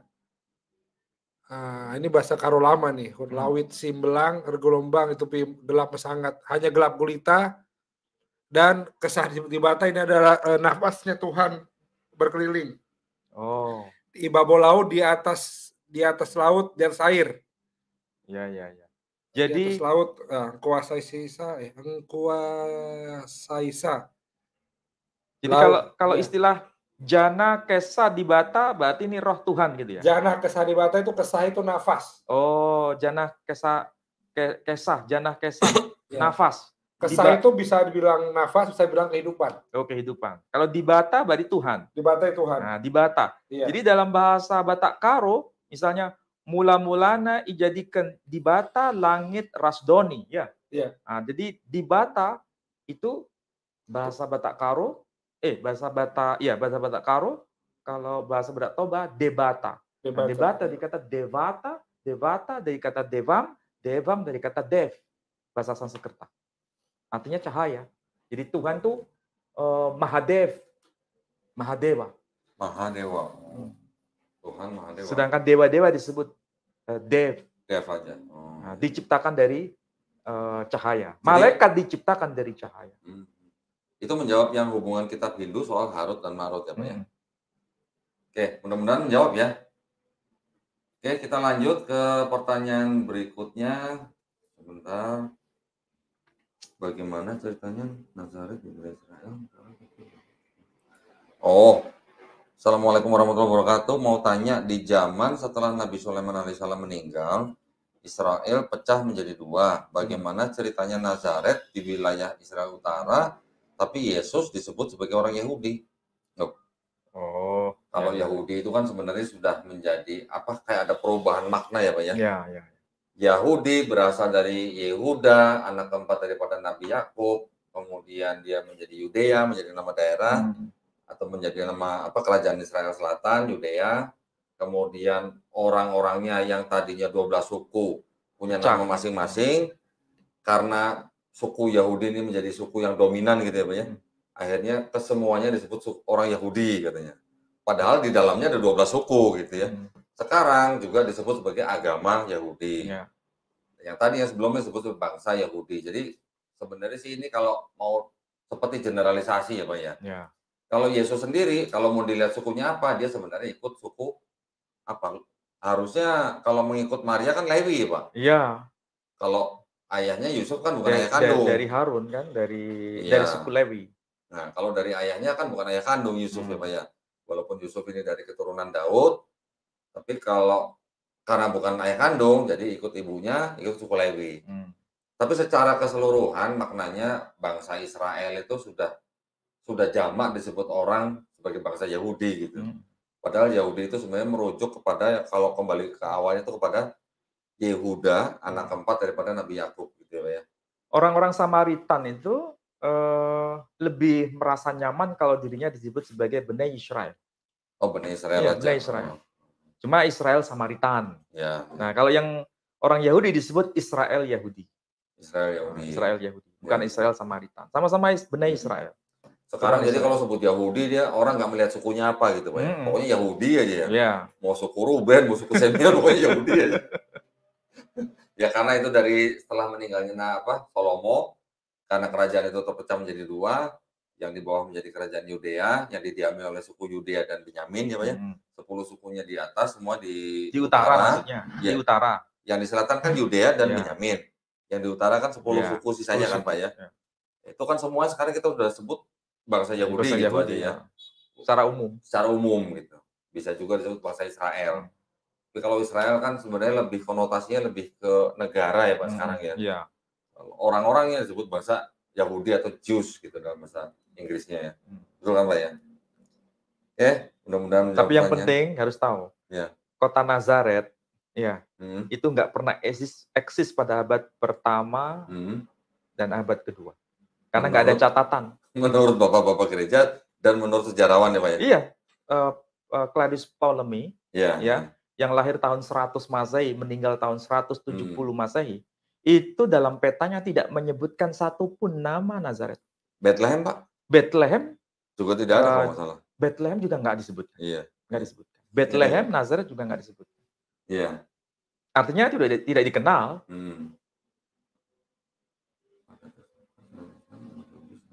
Apa nih maksudnya? Ada pertanyaan begini Pak, izin bertanya, pada teks apa selain Islam umat Yahudi selalu mencobai atau membunuh nabi mereka? Ada nggak Pak? Apa Mas? Nggak paham saya. Teks apa selain Islam umat Yahudi selalu mencobai membunuh nabi mereka? Loh, di Bible kan disebut. Dalam Bible, dalam Perjanjian Baru disebut. Iya, di Perjanjian Baru kan disebut. Bahkan yang dianggap sebagai perkataan Yesus sendiri ada Pak ya? Kalau nggak salah begini, engkau yang telah membunuh nabi-nabi, ya. Engkau telah mengapur kuburannya putih seperti apa gitu ya, tapi tulang-tulangnya apa gitu, saya nggak. Semua nabi ditolak itu di tempatnya dia sendiri gitu lah, kalau nggak salah seperti itulah. Ada dalam Perjanjian Baru, terutama dalam Injil Matius dan Injil Lukas kalau nggak salah. Iya. Nanti bisa dicek ya ayatnya ya. Ini ada yang mau bertanya gini Pak, surat Yusuf ayat 23. Di sini Nabi Yusuf mengatakan tuanku dengan sebutan Rabi. Apakah itu ditujukan untuk Tuhan atau Al-Aziz gitu Pak? Apakah Rabi juga berarti Tuhan? Ya, ini karakter teks Quran ya. Jadi Quran itu sebetulnya menggunakan bahasa khas Semitik. Semitik itu ya bahasa khas Timur Tengah. Mau itu bahasa Arab maupun bahasa Ibrani. Nah, kebetulan bahasa Arab dan bahasa Ibrani secara makna itu ada kemiripan. Jadi kalau dalam Quran, Al-Aziz yang penguasa di zaman Yusuf itu disebutnya sebagai Rabbi. Tapi Rabbi di sini bukan dalam arti Tuhan yang menciptakan, tapi Tuan di sini. Bukan Tuhan, tapi Tuan. Dalam bahasa Ibrani juga sama, istilah Adon itu Adonai itu tergantung ini untuk Tuhan atau untuk Tuan. Untuk raja juga bisa Pak ya? Bisa. Misalnya Abraham disebut oleh Sarah sebagai Tuan, Adon. Ya ada. Jadi ini kalau kita paham bahasa Semitik, bahasa Timur Tengah, kita akan tahu bahwa semantiknya itu banyak kemiripan. Maknanya itu banyak kemiripan.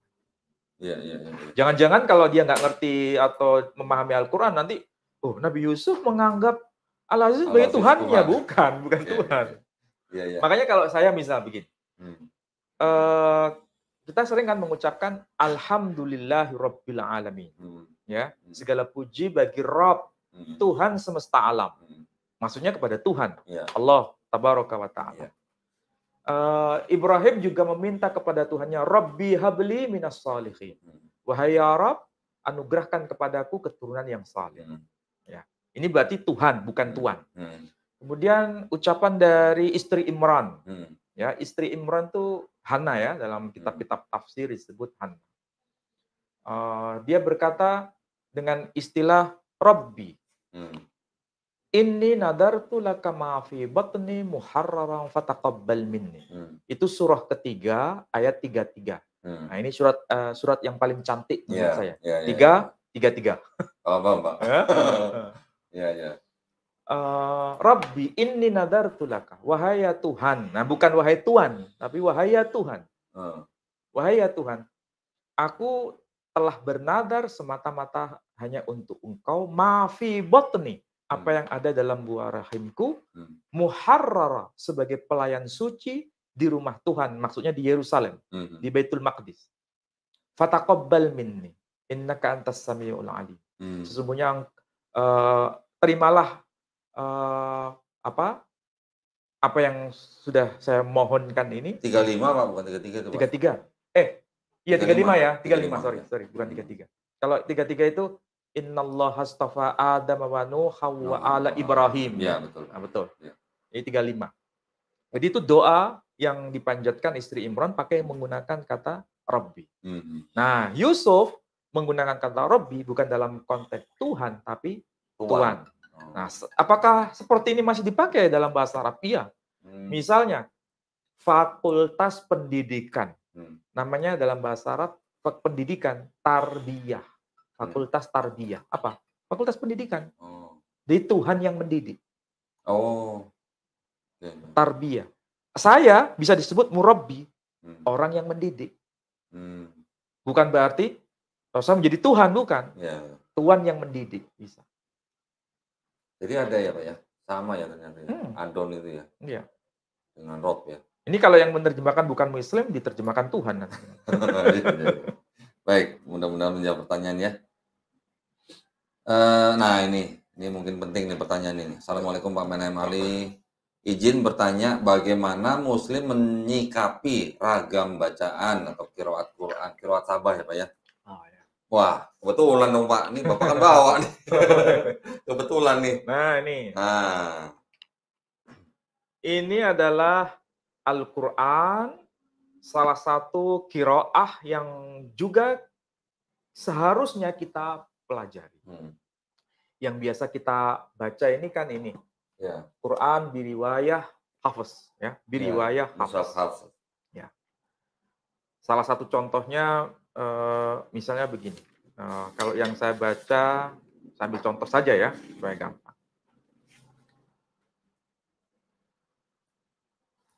Saya baca surah Al-Baqarah, surah kedua ayat yang ke berapa ini? Ke-6. Bismillahirrahmanirrahim. Innal ladzina kafaru sawa'un 'alaihim a'anzartahum am lam tunzirhum la yu'minun. Itu ayatnya. Ya. Kalau yang di sini cara bacanya nggak begitu. Kalau di sini cara bacanya yang waras ya. Ini yang waras ya Pak ya? Yang waras. Iya. Bacanya begini. Innal ladzina kafaru sawa'un 'alaihim anzartahum am lam tunzirhum la yu'minun. Beda kan? Ya. Tapi beda bukan beda dalam makna apa itu? Bertentangan bukan. Tapi cara dialeknya yang. Ya. Nah itu. Yang kata orang Sunda nggak bisa ngomong F ya kan? F. Hah? Itu fitnah. Itu fitnah. Fitnah atau fitnah? Tapi kan katanya nggak bisa ngomong F. Itu fitnah. Itu fitnah kan. Jadi itu adalah memang dialek. Kan gini Pak, sama seperti orang Jepang tidak bisa mengucapkan kata apa ya? Misalnya orang Jepang itu misalnya kata hotel, nggak bisa hotel, ya. Hoteru. Nah, jadi L bergeser menjadi R. Itu pun harus ditambah vokal. Harus ada unsur vokalnya. Hoteru. Lagi vokalnya. Nggak bisa ngomong hoter, nggak bisa hoteru. Pencil juga nggak bisa. Padahal membaca huruf Latin gitu Pak. Padahal walaupun membaca huruf Latin hotel, mereka akan mengucapkan hoteru. Iya, hoteru. Gitu. Iya. Walaupun tulisannya HOTEL gitu ya. Hoteru. Pensil juga begitu, pensiro. Oh gitu ya. Dharma dalam bahasa Jepang jadi daroma. Oh. Nggak bisa ngomong dharma, nggak bisa. Ya. Itu dari bahasa Sanskerta diadopsi ke dalam bahasa Jepang. Jadi daroma. Mungkin sama seperti halnya gini Pak ya. Kalau orang nggak tahu ya. Ternyata dalam bahasa Jepang banyak juga istilah-istilah yang mirip dengan bahasa Ibrani. Segitu Pak? Oh, saya pernah baca juga bahwa orang. Saya kebetulan beli buku itu waktu saya di Tokyo. Sini ya, sini. Cuma sayang bukunya masih dalam bahasa Jepang, belum diterjemahkan. Itu banyak istilah-istilah yang mirip dengan bahasa Ibrani. Karena saya pernah baca juga kan orang Yahudi yang diaspora pertama tuh kan kemana-mana Pak. Iya.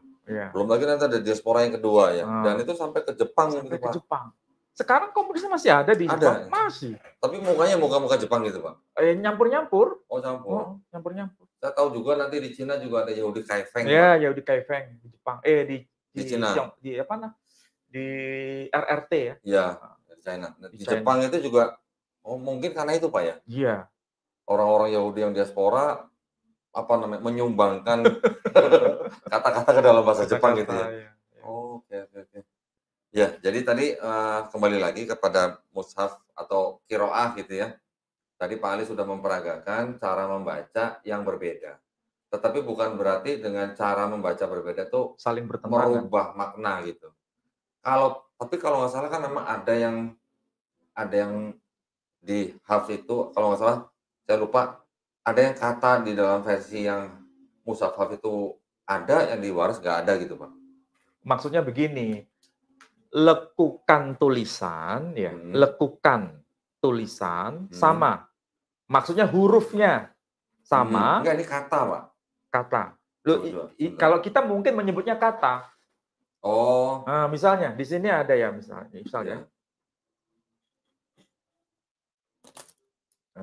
Contoh. Nah ini. Ini Quran waris ya. Itu di surah berapa, Pak? Surah Al-Baqarah, surah kedua ayat ke-8. 8, oke. 8. 8 atau 9, Pak? 8 9 ya. 8 dan 9 ya. Bismillahirrahmanirrahim.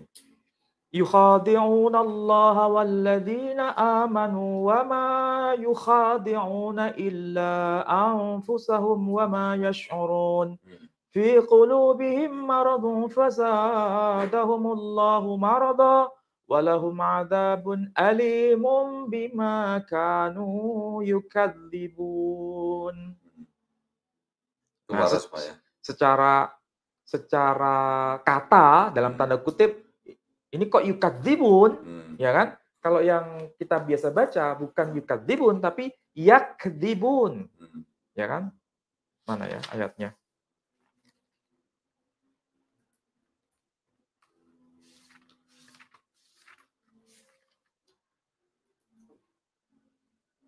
Nah ini.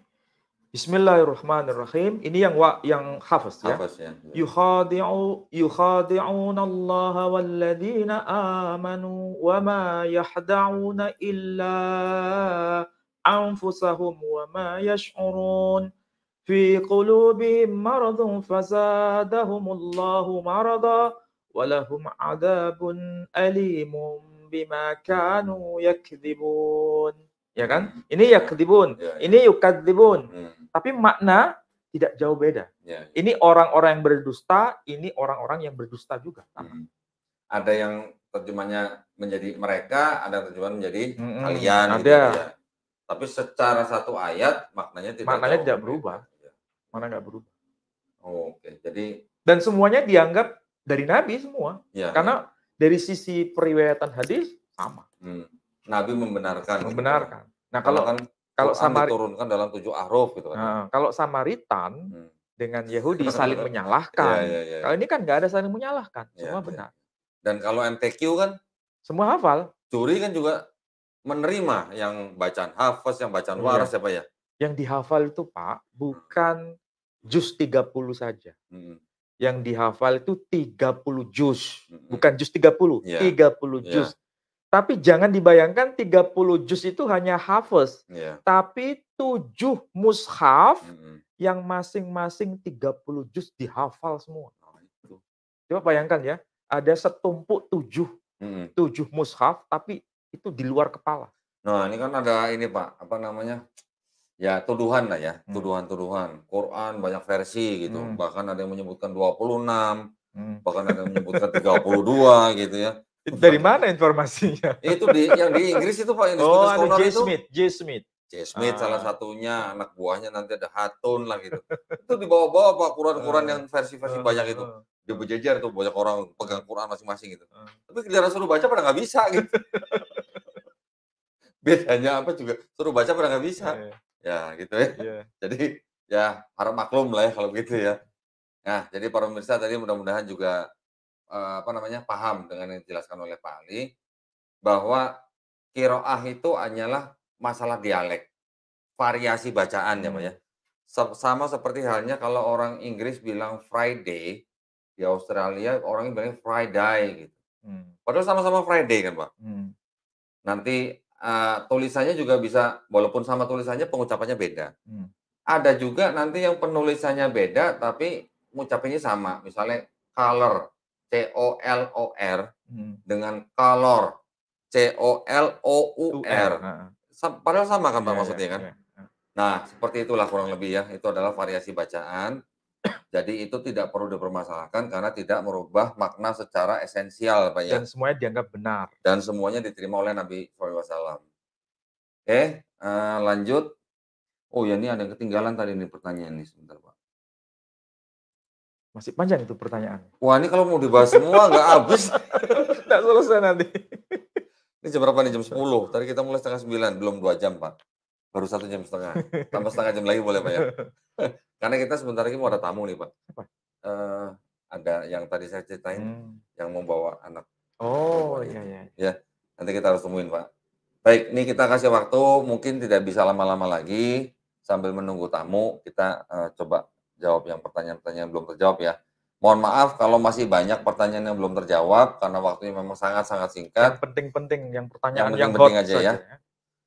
Ini karena sudah saya tampilkan, mau nanya Pak Ali, kira-kira bagaimana ya karakter Nabi Isa alaihissalam? Waduh, saya nggak bisa jelaskan kalau karakter Nabi Isa dalam perspektif apa dulu. Ya kalau Nabi Isa alaihissalam berarti ini perspektif Islam nih Pak berarti. Ya perspektif Islam ya dia seorang Nabi, seorang Rasul, Nabi istimewa yang dalam bahasa apa ya, dalam bahasa Quran sendiri disebut dengan Isa al-Masih.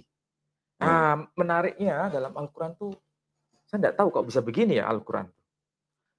Kita tahu misalnya surah ketiga ayat 59 Pak, tolong dicek. 59 ya.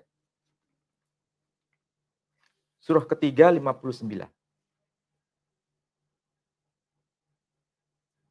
Ya, yang ayatnya misal ya. Semisal penciptaan Isa di sisi Allah adalah seperti penciptaan Adam, Allah menciptakan Adam dari tanah, kemudian Allah berfirman kepadanya, jadilah seorang manusia, maka jadilah dia. Ini kan adalah sama-sama menggunakan kun fayakun, ya Pak. Nah, pertanyaannya begini. Itu ayat bunyi Arabnya itu. Inna masala Isa indallah kamathali Adam. Ya.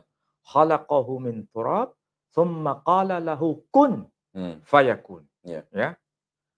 Kalau seandainya kita perhatikan di ayat Quran itu ada satu kata diulang 2 kali. Yakni kata masal, perumpamaan, permisalan. Itu seandainya kita hilangkan satu, tidak akan merubah makna sebenarnya. Nggak akan mengubah makna. Tapi masalahnya kenapa harus diulang 2 kali? Itu kan? Itu problem. Tapi problemnya di situ ada mukjizat Quran. Kalau hanya ditulis sekali, itu tidak ada keseimbangan. Kalau misalnya ya ayat itu berbunyi, Inna mathala Isa indallahi ka'adam khalaqahu min turab thumma qala lahu kun fayakun. Kata masal yang kedua dihilangkan, nggak akan mengubah makna sebetulnya. Tapi masalahnya kenapa ya harus diulang 2 kali? Ternyata di situ ada keseimbangan. Sebelum kata khalaqahu itu ada 7 kata. Ada 7 kata. Setelah kata khalaqahu ada 7 kata. Jadi seimbang. Kalau hilang satu nggak seimbang, yang satu 7, yang satu 6. Nggak seimbang. Dan Nabi Isa dengan Nabi Adam alaihissalam itu semuanya disebutkan juga jumlahnya sama Pak? Sama, 25 kali. 25 kali. Jadi kalau kita hitung dengan komputer, nama Nabi Isa, nama Adam disebutkan masing-masing 25 kali. Yang lebih aneh lagi, surah Maryam, coba cek. Surah Maryam, ayat yang 34 sampai ayat 59. 34 sampai 59. Itu kalau kita perhatikan ya, kisah mengenai Maryam itu yang melahirkan Isa, ceritanya seperti apa, lengkap itu. Mulai ayat itu, ayat 34 sampai 58, itu ternyata 25 ayat. Aneh kan? Iya. 25 ayat. Coba hitung. Iya, betul. 34 sampai 59. 58 toh? Oh, inklusif nggak Pak? 34-nya dihitung nggak? Iya, dihitung. 34-nya dihitung? Iya. Ya berarti kalau ada 34 sampai 58, Iya, 25 iya. iya. Jadi hanya 25 ayat itu. Yang Heeh. selainnya bukan bicara soal Maryam, yang Oh. setelahnya bukan bicara soal Maryam ataupun Isa. Nah, Oh. menarik di situ. Lebih aneh lagi, nama Adam yang diulang 25 kali, ya, dengan nama Isa yang diulang 25 kali, itu sistematikanya itu unik. Ketemu, Pak. Ketemu. Iya. Jadi misalnya gini ya, Iya, iya, iya. nama Adam, nama misalnya ya Adam, uskun anta wa zaujukal jannah. Jadi hanya menyebut Adam ya. Iya. Itu ternyata hanya ditulis 16 kali dalam Quran. Tapi kalau disebut Bani Adam, Iya. Bani Adam itu diulang sebanyak 9 kali dalam Quran. 16 tambah 9 berapa? 25. 25. Pernah saya bahas juga tuh Pak sama Bu Etika. Nah, Masya Allah, menarik ya sebetulnya. menakjubkan ya. Sementara nanti ketemu gitu Pak di ayat mana gitu tuh seimbang gitu. Iya. Sedangkan nama Isa, nama Isa itu diulang 19 kali dalam Quran. Misalnya, ya Isa inni mutawaffika wa rafi'uka ilayya dan ayat-ayat yang lain. Sedangkan disebut Isa ibnu Maryam itu 16 kali dalam Quran. 6 tambah 19 berapa? 25. Nah, sama. Iya. Kalau yang tadi 16 tambah 9. Nah, ini 9 tambah 16. 9 tambah 16. Luar biasa ya, Masya Allah ya. Ini baru bicara mengenai redaksi Quran. Iya. Dan ketika menggambarkan siapa itu Maryam, siapa itu Isa. Belum bicara mengenai detail karakternya Isa seperti apa. Ya kalau karakter sih mungkin kita bisa baca sendiri lah ya di Quran. Iya, bisa baca. yang jelas dia minus ketuhanan.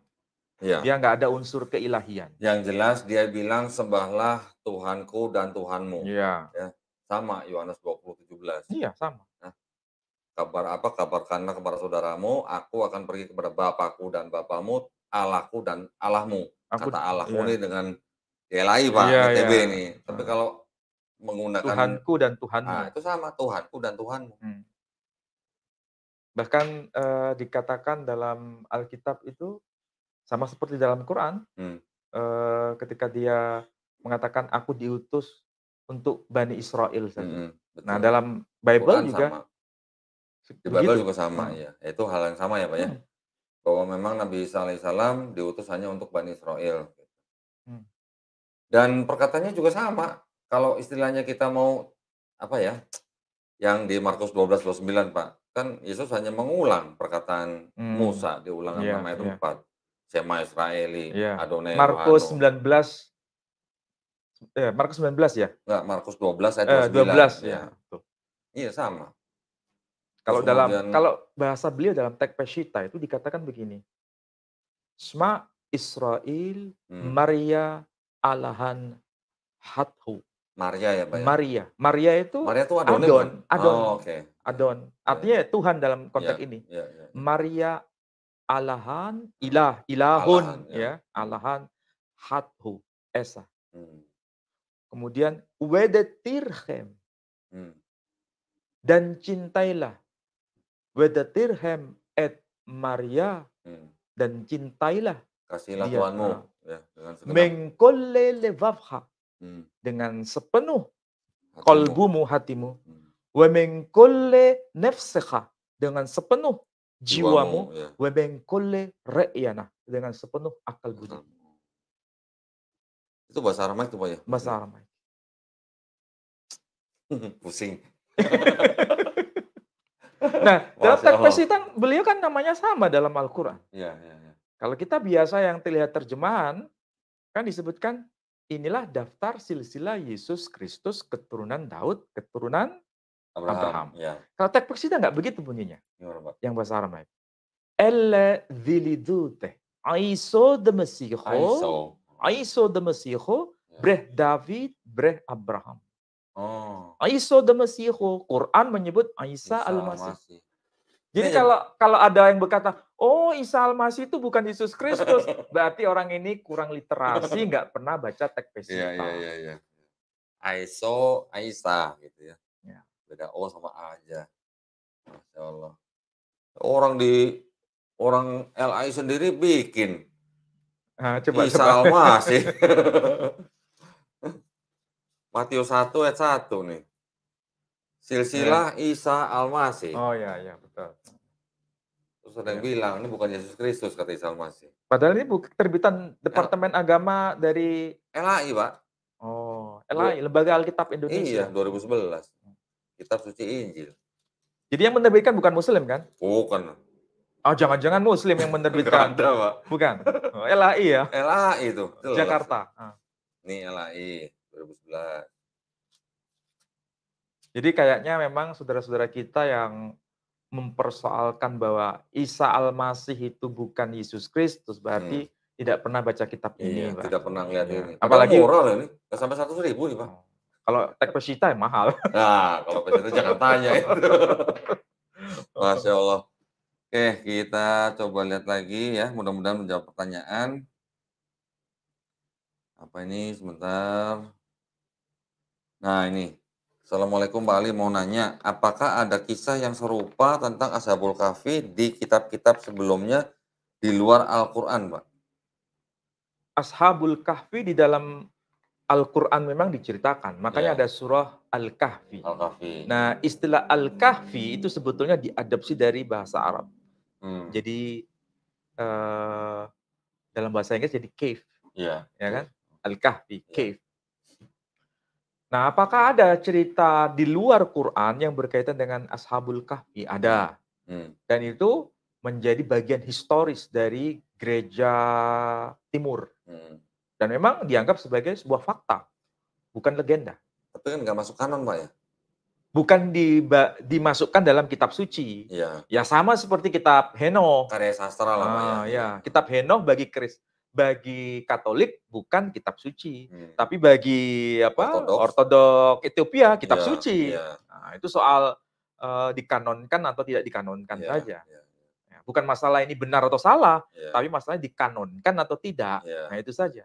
Jadi kalau cerita mengenai Ashabul Kahfi hanya dalam Quran bukan berarti ini kisah fiktif, bukan. Ini historis, diakui. Meskipun tidak dimasukkan dalam kanon. Kanon kitab suci maksudnya. Terus kalau di Bible nggak ada, di Quran ada, berarti mau ngomong lagi Quran jiplak Bible gitu atau gimana, Pak? Kan nggak termaktub dalam Alkitab. Iya, di Bible nggak kanon, nggak masuk. Jadi kan nggak mengadopsi. Iya. Itu banyak kan kalau yang di Kristenan itu adanya di dalam apa ya, karya-karya sastra gitu, Pak ya? Bukan karya sastra, kalau sastra itu bayangan kita itu fiktif. Coba kalau kita menyebut karya sastra itu kan novel kan? Novel itu fiktif enggak? Fiktif. Tapi ini karya historis, catatan sejarah, iya. Seperti kalau kita baca Herodotus, itu kan apa novel? Bukan. Itu catatan historis. Karyanya Pliny, catatan historis. Karyanya siapa lagi misal? Ada Pliny, ada Herodotus, apa lagi itu? Ada kemarin yang kita bahas tuh macam-macam ya. Iya, banyak Pak namanya. Banyak sekali. Tapi mungkin maksud pertanyaan ini yang kisah yang serupa tentang Ashabul Kahfi di kitab-kitab sebelumnya di luar Al-Quran. Maksudnya ini berarti dalam literasi Kristen atau literasi Iya, kayaknya itu maksudnya dalam literatur kekristenan itu ada. Memang termaktub dalam tradisi gereja Timur. Ada. Tapi kalau dalam tradisi Islam ada nggak, Pak? Ashabul Kahfi. Kalau tradisi Islam, ya dalam kitab selain Quran itu ada dalam kitab kalau yang saya tahu ya di kitab Sirah itu nggak disebutkan sih. Nggak disebutkan. Hadis nggak ada, Pak? Hadis tuh hanya memperkuat saja apa yang diinformasikan dalam Quran. Tapi yang lebih detail ada dalam Quran. Ya, gitu ya. Baik, ini ada yang nanya lagi. Di salah satu video. Waduh, kalau ini mah ceritanya panjang ini. Apa soal? Ini urusannya dengan sanad dengan almarhum Kiai Haji siapa? Ahmad Dahlan. Oh. Guru. Oh, ini ceritanya panjang nih nanti nih. Ini sebenarnya sesi lain kalau yang itu ya. Ustadz Menem Ali, kalau mau memperdalam ilmu filologi harus bisa bermacam bahasa dunia. Gitu, Pak? Filologi itu basicnya emang bahasa. Kalau kita sudah cinta, namanya aja filologi. Dari dua kata, philos itu artinya philos itu sama dengan cinta. Makanya ada amor, philos, agape. Nah, itu cinta. Ya. Sedangkan logos, logia, logika, nah itu ilmu. Jadi ilmu mengenai atau ilmu mengenai cinta kata. Oh, cinta kata gitu Pak. Ya karena mencintai kata itu diobok-obok maksudnya. Dikorek-korek. Pokoknya kalau ada kata itu diteliti sampai mendalam. Dicari akarnya, cari asalnya. Dan gitu. Nyarinya itu bukan sekedar nyari sampai dalam. Ya. Nggak, ini pertanyaannya, apakah kalau mau memperdalam ilmu filologi itu harus bisa bermacam bahasa dunia? Ya Pak? minimal ya bisa dikatakan poliglot lah. Kalau nggak poliglot nggak bisa. Apa Pak? Poliglot. Poliglot itu bermacam menguasai bahasa. lebih dari satu bahasa. Oh, okay. Itu harus. Kalau nggak gitu nggak bisa. Saya tiga loh Pak. Bagus tuh. Bahasa Indonesia, bahasa Inggris, bahasa Jawa. Ini sudah bisa jadi modal tuh. Bahasa Jawa Pak. Jawanya ngapak lagi. Masya Allah. Nah, nanti kalau sudah ngerti bahasa ngapak kan bisa ngerti bahasa Sunda. Banyak kemiripan bahasa ngapak dengan bahasa Sunda. Oh gitu Pak ya? Iya. Ya. Ya, saya sih mungkin beberapa kata aja mungkin yang mirip. Kok mirip ya dengan Sunda? Ada kan? Iya. Oke. Sebentar. Ada yang nanya gini Pak. Pak Ali, apakah benar Nabi Muhammad SAW itu nasabnya bersambung ke Nabi Ismail dan Nabi Ishak gabungan? Pernah nonton potongan videonya Pak Ali? Oh, ini sih kayaknya konfirmasi aja ya. Iya, benar. Benar ya? Benar. Jadi dua-duanya ya berarti ya? Jadi Nabi Muhammad SAW memang dari sudut pandang tradisi Arab itu garis bapak. Garis bapak. Garis ibu lewat. Ya. Tapi kalau dari sudut pandang Yahudi itu garis ibu. Garis ibu. Ya. Nah, dari mana kita bisa telusuri? Begini. Nabi kita Muhammad SAW itu keturunan dari Abdullah bin Abdul Muttalib bin Hashim. Ya. Dia itu menikah dengan seorang perempuan yang bernama Salma binti Amr. Ya, Salma binti Amr. Nama ini menarik sebetulnya. Kenapa nama ini begitu penting untuk kita telusuri? Ternyata kata Salma itu bukan berakar dari tradisi Arab. Berakal dari tradisi Yahudi. Oh ya. Nama Salma itu. Ini panjang ceritanya. Ya. Karena kajian linguistik. Ya. Tapi ringkasnya, Salma itu bukan khas bahasa Arab. Itu khas bahasa non-Arab. Yang di mu'arrab. Jadi yang mengalami Arabisasi. Jadi Salma binti Amr. Dan memang itu berasal dari kawasan Yaman. Yang kebetulan Yaman itu orang-orang Yahudi Temoni sangat mayoritas. Pada masa abad ke-7, abad ke-6 masa itu sangat mayoritas. Dan kemudian mereka itu migrasi sampai ke wilayah Madinah. Dan saat itu disebut dengan nama Medinta. Orang Yahudi menyebut nama Medinta. Orang Arab sendiri menyebut Yathrib. Oh, Yathrib. Nah, makanya kalau kita lihat bagaimana ibunya Nabi, ibu kandungnya, itu kan punya keluarga di wilayah Madinah. Dan siapa itu Salma binti Amr? Dari suku mana? Dari suku atau Bani Najjar. Suku Bani Najjar itu dari komunitas Yahudi. Komunitas Yahudi. Kalau nggak salah kan dari adik perempuannya Daud ya Pak ya? Yang menikah dengan seorang Ismail. Ya, mengenai detailnya ini nyambungnya sampai kemana itu memang masih perlu penelusuran. Tapi yang jelas yang sudah disepakati oleh para ahli, Salma ini yang istrinya Hashim itu memang bukan dari kalangan orang Arab, tapi kalangan Yahudi. Dan itu ada dalam kitab-kitab Islam sendiri. Saya sudah tulis bukunya tapi belum diterbitkan. Cuma kalau kita lihat Nabi saja dari garis nenek ya, bukan ibu kandung, tapi dari nenek. Itu kan sudah disebut sebagai Yahudi. Dari sisi itu. Sama seperti orang kita sekarang, kalau ada punya garis keturunan dari ibu, meskipun neneknya atau neneknya yang kesekian, tetap dianggap Yahudi. Iya.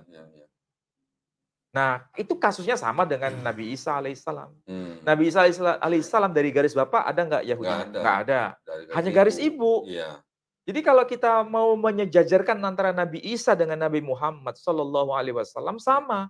Kalau dari sisi nasab garis ibu, matrilineal, garis ibu atau dari garis nenek. Iya. Nah, garis bapaknya nggak diperhitungkan dari sisi ya, Pak ya, dari garis material itu ya.